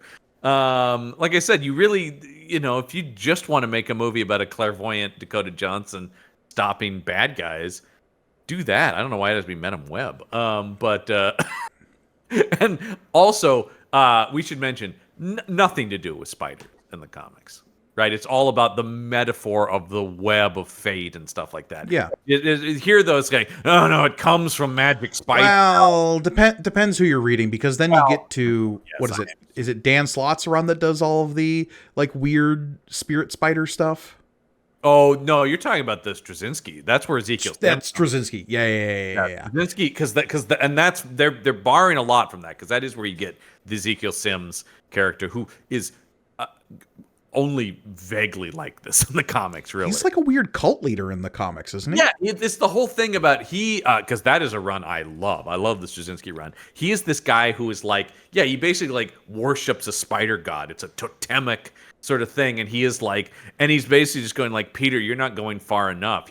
His whole thing is he wants Peter to sort of transcend humanity, right, into this whole become one with the spider. Right, exactly. Where it is like this, you're not embracing your powers enough, and he's a crazed, number one, also an elderly character. They took two characters who are canonically quite old. I have questions about him too, because he's the same age, so he can't age. But at the same time, in his dream, he's an old man. Because he's the same age when he kills the people. Let's get to Ezekiel Sims. Yeah. This character makes zero sense. Absolutely no sense. It has to be where like all the notes converge on him, right? Like, because it feels like somebody wrote there's probably some script where he made sense, and then they just started chipping away and going, what if this, and this? And he feels like a character made up of remnants of different drafts. Yeah, 100%. He is an amalgam, a chimera of a bunch of different intents, and all of them converge in a place where there is villain dialogue in an empty person suit. That's all there is. That's where I'm going, like, I can't really blame this actor, especially if he's been ADR'd to death, which he absolutely has, just based on just the sound quality. He has that thing where you can hear like all of his dialogues recorded in a sound booth. It's too clear. I think at least on 2 or 3 separate occasions, he says, they're not going to destroy what I've built. We never know what he's built. We don't know what his deal is. All we know about the character is that he says he has come from a rough background, and that's it. Troubled past, man. He also has, I will say, and I tried not to, but I did laugh out loud a couple times. Not at jokes. And one of them is, when he literally, with all sincerity, goes, "She took my spider." That's my spider. Why does he still need the spider? I don't, because that's the whole thing in the beginning of the movie. Is he's in Peru with Cassandra Webb's mother. I'm gonna keep accidentally almost calling her Cassandra Cain, but that just speaks to my own. But also a totally wasted Carrie Bechet, who's a very good actor as well, who has fucking nothing to do as Madame Web. But there's a scene where she's crying and they hug, John. I know, so emotion. Very mom. Wow. Yeah, that's what I'm saying. Like, literally everyone in this movie is good, but you would never know it from this movie. So she's out there looking for this rare spider in Peru while pregnant, because we discover after the fact that spider may be the key to helping her daughter, who has her unborn daughter who has a genetic disorder. Yes. Yeah, which I thought was going to be the reason she's in a wheelchair, but no, I was wrong. Boy, wouldn't that make sense? Yeah, because when they said that, I thought, that's how we get to wheelchair. Mm-hmm. No. Somehow she like refocuses her powers to be more psychic, and that like brings the muscle disease back. Yeah, no, that would have been a good twist. The other thing I thought was, because she gets mildly poisoned, I thought maybe that might be the reason for. There's any number of ways they could have gotten her wheelchair other than Pepsi sign. Again, you feel like, God, the Pepsi sign also disables her, doesn't it? Wow. And the fireworks factory blinded her. It's like they forgot that was what was supposed to end up with her. And so in the last possible reshoot, they were like, sign falls, hits her in the face and legs. That's what's so funny, is that literally both of her disabilities happened to her in the exact same moment. Yeah. They're unrelated. Oh my God. Even though twice in the movie they seeded things that could have more easily explained it. Yeah. Okay. All right. I'm not going to try to fix it. No. And again, Ezekiel Sims, a character that doesn't make any sense. His motivations don't make any sense. He's down in Peru. She's looking for this magical spider. Not yet radioactive. That's a different spider. No, this spider is linked to a group of Peruvian jungle mystics. We'll get to it. The Naranja or whatever it is. Oranja? Las Arañas. Las Arañas. That's what it is. Las Arañas. And get ready to hear that 4 billion times. It's one of those things that people will turn to me and say, is that a thing from the comics? At which point I would usually say, yeah, don't worry about it. Yeah. In this movie, no, absolutely not. Not like that. No, once again, they've taken the kernel of the Ezekiel Sims character from the comics and just gone fucking nuts with it. Like to a point where we have to concoct a society of mystical natives that our white main character has to interact with. This is where I was like, I'm gonna be in trouble, because the second those people descended from the trees, I was like, this movie's really bad, isn't it? This movie's really bad, isn't it? Oh God, this is actually funny. Because I was like, no, and of course, what are of course they're all covered in red and black lines, and like, they kind of look like Spider-Man. Sure, Jesus, Sony. So she ends up out there, but I'm just saying, like, before, oh God, He's looking for that. He somehow gloms himself onto that expedition that she's on. He is providing Cassandra's mom with security out in the Peruvian jungle. Because I don't know if you know this about South America in the late 70s and 80s, John. A little unstable, not least of which because of United States intervention. No, that can't be right. That doesn't make sense. And then, of course, he turns on her. This literally, I also love the just the pacing of this. The second she finds that spider, he pulls out his gun and shoots everybody. She goes, "I found the spider." He's like, "Oh, well." We never learn what his initial need for that spider stems from. No, that's what I'm sorry. That's a long way to get to. That's what I'm getting at. Is I do not understand what that has to do, because then later it doesn't matter that he knew her mother and stuff, really, because it's all about the spider people that he's trying to kill to prevent from killing him, possibly up to 10 years from now. That's what I was saying earlier. I'm like, what's the immediacy of, I got to stop this right now? The only reason it happens like that is so Cassandra can find that photo and explain to the audience, oh, I knew him because he was with my mom somewhere. But it's not actually... there's no personal connection in his plan beyond that, other than they have to tie it to that. And the girls don't have anything to do with her mother. No. So, and like I said, the also just in terms of like screenwriting, like ticking clock stuff, you go like, well, this guy has potentially up to 10 years to stop this. Why is he like, I got to kill all 3 of these girls right now? Maybe just spend your time trying to kill one of them. I don't know. Like, or whatever. I don't know. Like, also, thank God he got that NSA technology that allows him to... I don't even understand what that's doing. I did laugh at that, too. When they put in the images of each of them in their spider outfits, and then he goes, all right, and they're able to erase the masks and then reduce them in age down to what they would be as teenagers, even though they're all, of course, 25 years old, right? None of them look like they're in high school. The only reasoning we get behind why he's so dogged with his I need to kill them all right now is that every single night he has this dream. Right. And again, the dream is not explained. Like, nope. The spider bite apparently gives you some kind of psychic powers as well, because there's a whole mental battle that happens between Ezekiel and Cassandra in the ruined diner. Because she has the powers because he shot her mother while she was pregnant with her. The Las Arañas, they save her. And then she's bitten by the spider while giving birth to Madam Web, which is why she has the powers. Why they only manifest when she's like 30, I don't know. When she has her near-death experience when she goes into the water, I guess that's why. It triggers the memories of being born in the spider pool in Peru. For the love of God. And then, okay, here's the other thing I loved. So this whole society of spider people save her mother, right, in Peru. Sure. Then when Cassandra goes back down there, it's just one guy in a cave. And he's just dressed like a dude. He's just dressed like a normal... And I'm just like, I have many questions about what has happened to this society and tribe of people. Like... Well, they discovered the internet, and they're like, why are we living in caves?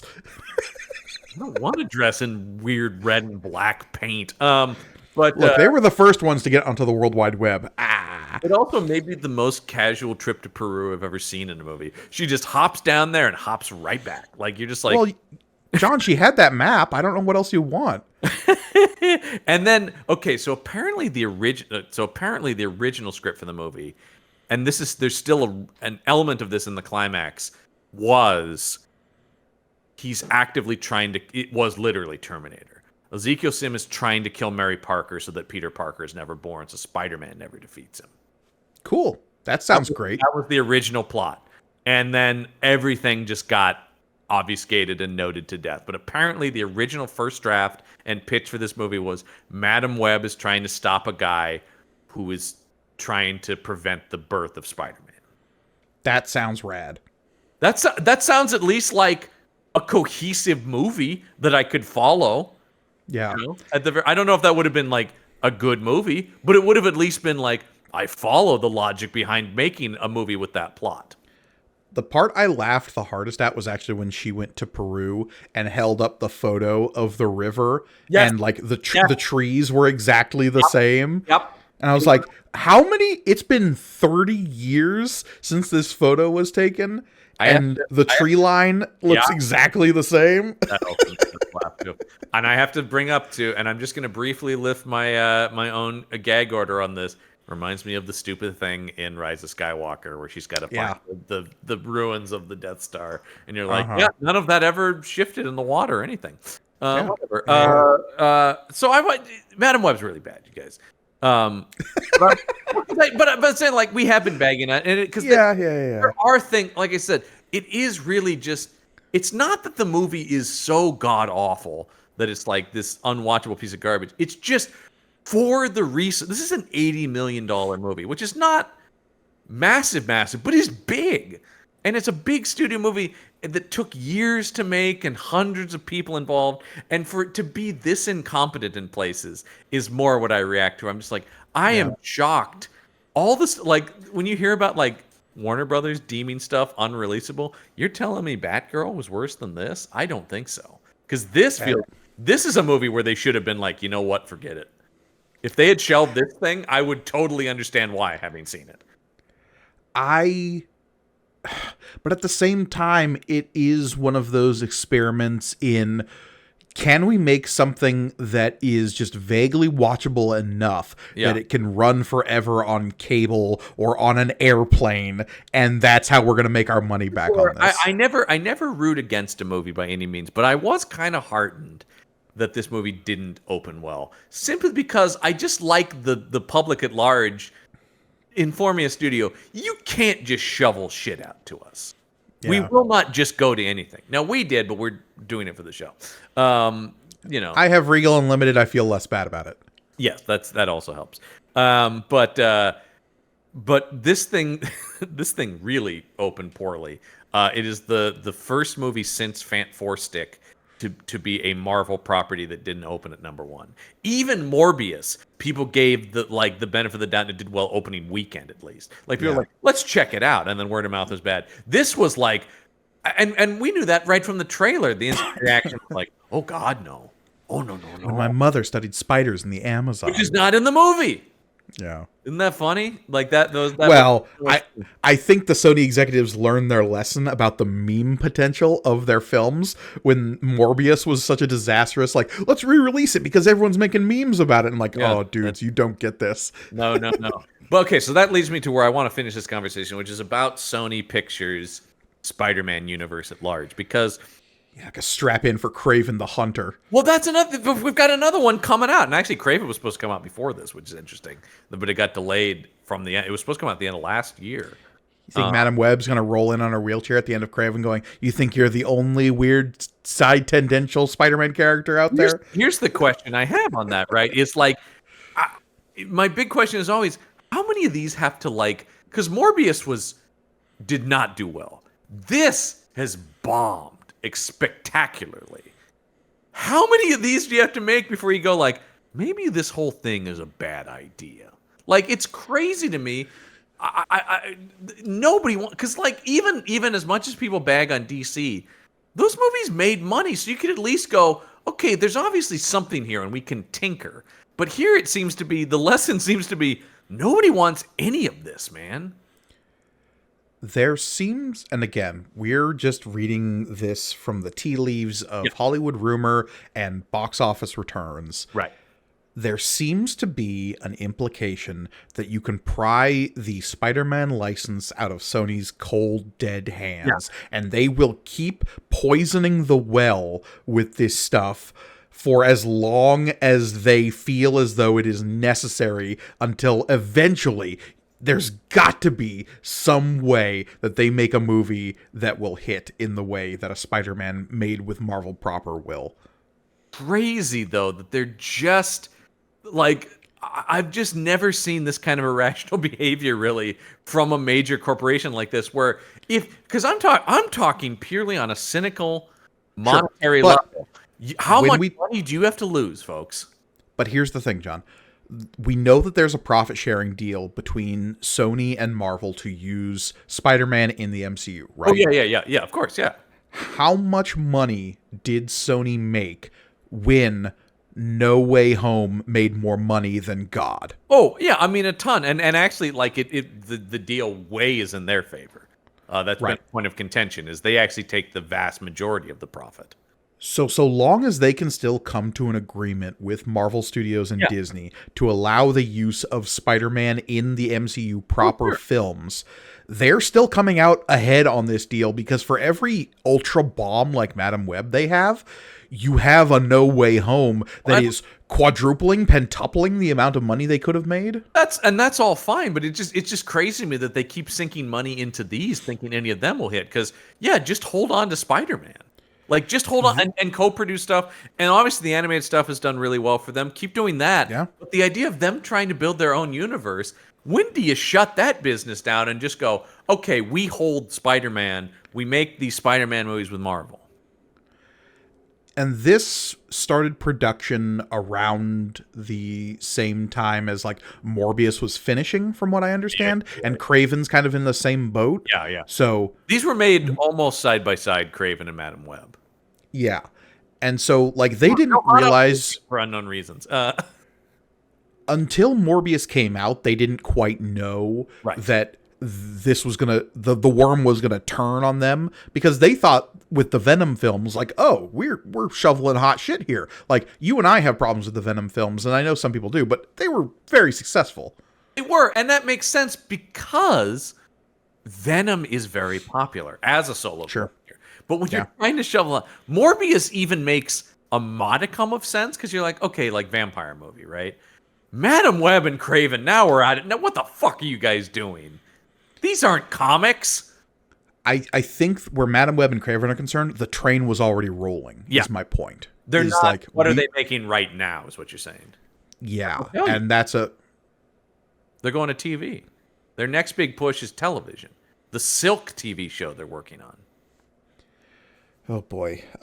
Look, I like Silk as a character in the comics, and I was excited when she showed up at the end of Spider-Man 2, the video game. Yeah, but As I like think a that's their Easter new- egg, but I think that's going to be the new thing. It's like, okay, the movies didn't work. Shows. I mean, they're developing Spider-Man Noir, the TV show. and maybe Yeah, I don't know. probably not though. I mean, it is just like Spider-Man is unlike the X-Men, which did kind of work as its own thing because it is really a universe. Spider-Man, though there are a lot of characters around Spider-Man, isn't really a universe unless you're talking about the Spider-Verse, which kind of works only in the capacity that it does in the animated movies, right? Like I don't know what a live action Spider-Verse movie would look like. Maybe You do. It's called No Way Home. well, that's as close, but that's once again much smaller in scale. Yeah. Even though it's big as a live action movie, but yeah, it's that. And I have once again take with a grain of salt. The rumors I've heard is that the reason we haven't had an announcement about the next Spider-Man movie is there's big contention between Sony wanting lots of Spider-Man people, and Marvel going, no, we just really want to make a movie about Spider-Man. They're like, no, you got to get Toby and Andrew back because that's what the people want. They want to see all the Spider people together. And yeah, whereas you and I want, like, wouldn't it be great if Spider-Man fought the Enforcers and Kingpin? Wouldn't that be amazing? Yeah, they're just like we because they've been pitching as like, okay, if the first trilogy was the high school years, now we're entering Spider-Man the college years trilogy, and I'm like, that sounds great.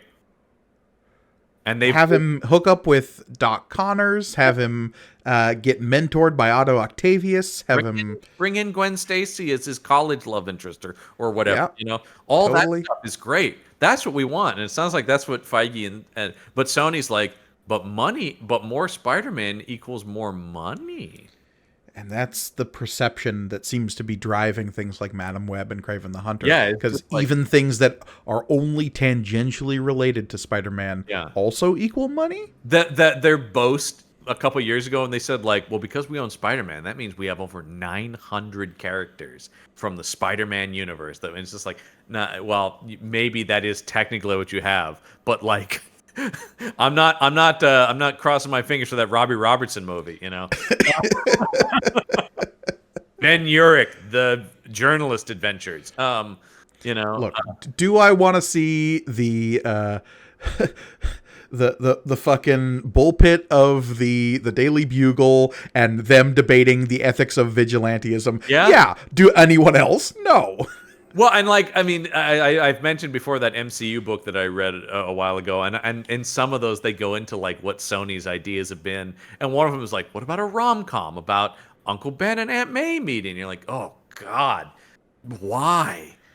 Like, and is that where they're going with this? Well, Adam Scott and whoever in Love Is Nice. I don't know. No, it'd be called The Web of Love. Come on. Oh, The Web of Love.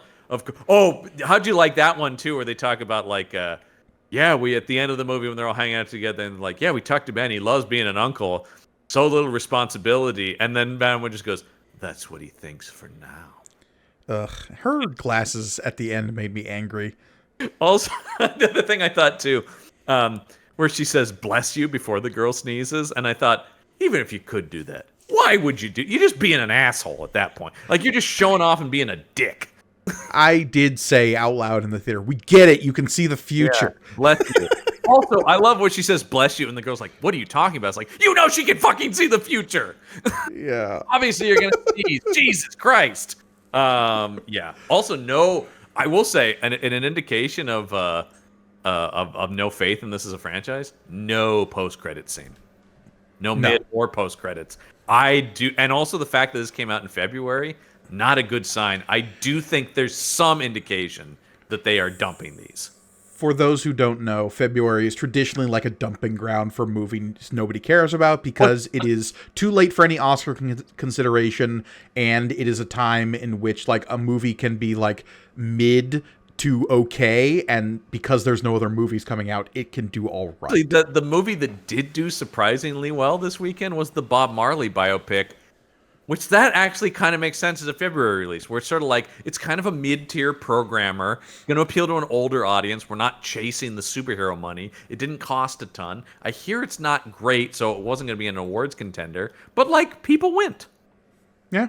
So it stole Madam Web's lunch money. Oh yeah, big time. I mean, it made a lot more than Madam Web, because really, I cannot stress, people did not go to this. It really, we've been talking about like, well, what even is a hit anymore? This is definitively a bomb. I mean, it is shockingly bad for them. What's its opening weekend? Oh, what is it? It's less than 20. Quickly to boxofficemojo.com. Yeah. I'm seeing, let's see. Because it had to be 15. Yeah, that's for 15.4. Yeah, that's for the weekend proper, because they did try to goose it by putting it out on Valentine's Day, so it got a couple extra days. Yeah, I literally did see the ads where it's like the perfect date night movie, Madam Web. I'm like, if someone takes you to Madam Web, you break up with them right there. That is it. Unfortunately, especially over Valentine's Day, there is literally the Bob Marley One Love. It's got love in the title. What are you going to do? Yeah, and once again, that's beaten expectations. This thing is really in trouble. And what was the budget on this? Do we have a reported budget? 80. 80, and it made 15 opening weekend with probably no legs to it at all. Yeah, and once again, 80 is not. Once again, that's not like especially for a superhero movie, that's lower. Yeah. But still, Jesus Christ. Let's see. Worldwide right now, it's made 51.9. Yeah. So it's probably not even going to make its budget back, let alone any marketing. And the budgets for that are always like just like perception is just it's terrible. Like the general pop culture perception is that movie sucks. And like I said, I think that's maybe slightly hyperbolic, but it is really bad. The fact that we can like point out technical issues with it for a major studio release is really bad. That's the thing where it is just like, that's shoddy, and that is not what I expect. I always do talk about this like on Meet the Monsters and stuff like that, where even some of the bad monster movies we get, it's like, well, but it's got a studio polish to it. And yeah, this thing has glaring errors that a $80 million movie should not have. And that is a little bit like, you guys, once again, I can't believe they saw this and went, yeah, put that out in theater. Even dumping it in February. But like you said earlier in this conversation, the fact that Morbius was a more cohesive film, and like we Definitely. both have our issues with Morbius as a God, film. yeah. But But it makes more sense on a moment to moment. Like, I understand the story of Morbius much more than this. yeah, absolutely. This is a movie that seems to be the like strange Frankensteinian love child of studio notes and a need to retain rights. And if this is the quality of stuff that Sony's going to continue to put out, it does beg the question of just like, can they survive only on whatever they make in conjunction with Marvel Studios? And actually, they could, so they should just do that. Is my point? Is like, just stop trying to make these. Because how many times do you have to lose money before you? And I get it; they don't have much. They lost. A big thing for them was they did lose the James Bond franchise. Yeah. Which that's a hurt to the old wallet there. But something that always like ruffles my feathers where this conversation is concerned about Sony specifically, because I think Sony is pretty singular in its financial approach to this. Sony is a film studio, but they're an electronics company. They're a financing company in the same way that like if the movie industry for Disney suddenly sank for some reason, how many other legs of their entertainment machine do they have to rely on? It's a lot, but the movies are a big chunk of that to help like stimulate the rest. Well, this is like Apple making movies now too, right? Yeah. Yeah, but like Sony, the sales of the PlayStation 5 are bonkers to the point of where it's like just the sales on hardware alone between like speakers and TVs and video game consoles are doing just fine. And obviously there's big money in movies. But like I don't think Sony as a company is suffering from Madame Web's failure. No, cause that's why they can weather that. And that's the same, and that is why things like Sony, things like Apple, places like Amazon are gonna be the big studios going forward, right? Because they have other means of income. We've been talking about Apple can put out a bunch of bombs and it'll never matter. That's also though, but that's why I have more respect for Apple because they do like roll the dice on filmmakers more. They're like, Scorsese, you want to do Killers of the Flower Moon? Yeah, we can afford that because it's a movie we want to make. And even if it doesn't make a ton of money, we're cool with that. Like Sony, they're shooting for pedigree and quality, not necessarily like you got Flowers of the Killers of the Flower Moon getting like nominations at the Oscars. Right.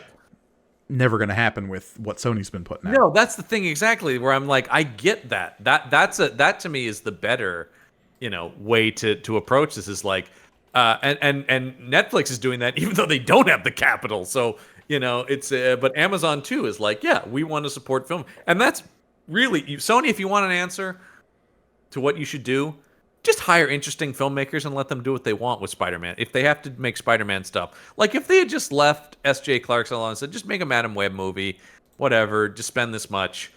I don't know that it would have been good, but it certainly would have been a lot better than this. I don't see where they're gaining anything from constantly interfering. Let's see. What else does Sony have coming out this year? They've got Ghostbusters. Ghostbusters, Bad Boys. Those are big for them. Yeah. Craven, Spider-Man Beyond the Spider-Verse, Venom 3. Yeah. The Garfield movie. They'll probably do well. Yeah. Untitled Karate Kid film. Oh, yeah. That's the new Karate Kid film that's like merging the Cobra Kai and Jaden Smith universes. Interesting. Yeah. Maybe. I'm very excited about Ghostbusters. Oh, never mind, John. I take back everything I said about Sony. They're putting out Paddington in Peru. That'll be amazing. Well, I think that actually your point though is it could be taken as why do they feel the need to constantly make this? They do actually have other things. I know they've lost some stuff. But like you're telling me that Ghostbusters isn't that regardless of what that makes, it's going to sail past Madame Web numbers. There's that Crow remake that's coming out. God, they've been talking about that forever. That's one of those that like so many people have been attached to remake The Crow and don't do it. Last year they had Napoleon. Yeah. No Hard Feelings, which I enjoyed, that little rom-com. Oh, yeah. That did like surprisingly well. Technically, they distributed the Miyazaki film, The Boy and the Heron. Hey, that made some money. That's the thing, yeah. They did the Equalizer 3, which I know you were a big Oh, fan of. oh, and did really well because that was the whole thing where it's like, maybe people do like movies about older gentlemen. They do all the Insidious movies and all those like. Not my thing, but those are very big, and those Yeah. don't cost much, which is huge for those. Yeah. So that's sort of the thing where I'm like, I just don't. But they are just obsessed with the potential of Spider-Man.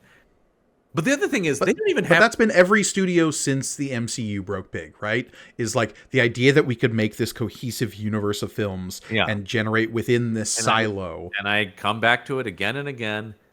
Nobody's been able to do it. Not really. Star Wars, kind of.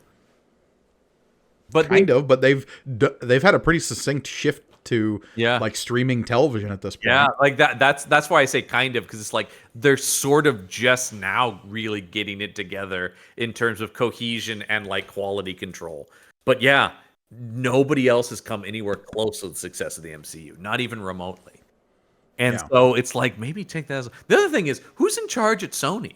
I don't even know I don't even know if they have somebody even trying to be a Feige. They certainly don't have anybody at Feige's level. But I don't even get the sense that this really does feel like there is a board somewhere that is making these decisions. I don't Is Avi Arad attached to this movie in any way? Yeah, but I don't think he's actively overseeing it. That guy's just sitting around going, Spider-Man. Well, Venom is what he was saying for the longest time. Venom. Yeah. I don't like that guy. I've never liked that guy. Once again, this is not the hottest of takes. I'm sure a lot of people don't like Avi Arad.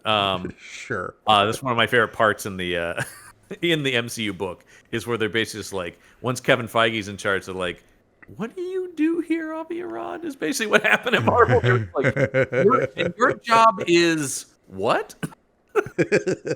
Not sure what you're bringing to the table, pal. Yeah, I do not see him on the list of producers. Oh, is he not on this one? Okay, I think he might just be on the Venom movies now. Yeah. Good lord. Yeah. So, my only summation now is like, can Craven somehow be worse? I don't think it can. God, I want it to be though. I really do. Because here's the thing. I went into this movie with all the bad press around it and all of the memes. Yeah. So I went in not necessarily with my arms crossed, but my arms like up and over my head with my fingers laced behind me, going like, all right, movie, show me a disaster. And that's not really what I got. No, that's what I'm saying. It's like, there's no fun. Like, I don't even think it's going to lead to the memes, because at least Morbius is like goofy. You know what I mean? Yeah. This isn't. And that's actually one of the big reasons why the Venom movies are so successful is they're just nuts. Tom Hardy's nuts in those movies. Like, and there is a fun to that. There is nothing fun in this movie. I had no fun. Even when I was laughing, it's more just like, this is bad. No offense to Dakota Johnson at ability to act. Yeah. Because I'm sure she's great in a lot of stuff. Yeah. But she does not have the kind of mania that a Tom Hardy has at the center of a Venom film that makes you transfixed for 2 hours going, what is this man arguing with goo coming out of him? Or, I mean, to me, all of Morbius is about Matt Smith. And what you don't have in this either is the villain is even more boring than the hero. Like, that's the thing where you just go like, there's just nothing here. The most charming person in the movie is Adam Scott, and he's only in it here and there. At one point, I did, about halfway through the movie, go, when's Adam Scott coming back? I out loud said, is Adam Scott going to come back in this? I just like that guy. I thought he was gone from the movie, and look, to reveal how the scheduling of this gets made a little bit. Yeah. I was having a conversation with my boss via text while I was in this movie, unsure of whether or not I should sit through the rest of this movie because I wasn't sure if this recording was going to happen today. Yeah. So, like, if I had known that I was going to have to cancel on you last minute, John, I would have walked out of this film. And not felt bad about it. Yeah. I can't blame you there. Because Adam Scott had already left. Yeah. It seems like he's out of this thing. No. Madam Web is bad. What I want from Craven is an absolute stupid movie. And I will say I have the slightest inclination that will happen because one Russell Crowe is in that movie, and you talk about a guy who always delivers. Oh, If you have not seen The Pope's Exorcist, Ooh, I can't recommend it more. And it's not a good movie. no. I loved it. Mainly because he is so all in on that incredibly stupid movie. And he's doing an accent. And he's riding a Vespa. And he's talking. Oh my, I'm so glad they're going to make a sequel. Because it's very similar to Venom thing where I'm just like, what are you doing, Russell Crowe? But I can't look away. I find it so compelling. And he's, once again, if Russell Crowe's doing an accent in something, I'm there, man. So Russell Crowe as big Russian guy talking about Cleveland, I'm like, you know what? That's the thing. That's what this is missing. There is no like, wow, that part was crazy. Yeah. I do think that's a big difference. So I do think that the Russell Crowe's presence alone makes me slightly more excited for Craven. I want it to just lean so hard into different kinds of animal bloods give us animal powers. Well, we've already seen the rhino being like a werewolf, right? Like where he's like yeah. Like, and look, if it can sink to that level of stupid, I'm kind of on board. Yeah. Well, we'll have our thoughts for that, I guess, in August. I want a movie that like stops even trying to have anything except for axe cop logic. Well, I mean, because once again, at least that's fun. Like I said, the biggest thing to me in this movie is it's just boring, a lot of it. Yeah. That really irked me. All right. Well, luckily, we're fine. Next month on the show, I think we're going to have a lot more positive things to say about a little film called Dune Part 2. John. Yeah. Do you know how one has power over a thing? It is when they can destroy it. That is what Sony knows that we do not. They see the flow of the now. They perceive that the Padishah Emperor does not control the spice, for he cannot destroy it. Well, I do think here's a telling thing. They held Madame Web for critics until the last possible moment. Dune 2 was screened a couple weeks ago for critics who are declaring it like a masterpiece, an incredible piece of film. You know, this already people are talking about how amazing it is. So that speaks to a level of faith in something at the very least.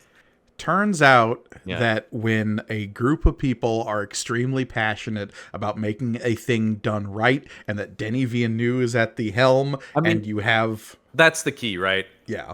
It all starts from there, is you just have the exact right filmmaker for the material. Exactly. A guy who just... It's and that's the thing about this, right? And that's why I'm not quick to blame S.J. Clarkson, because I can't imagine she came into this going, I just love Madame Web. And it shows. It has...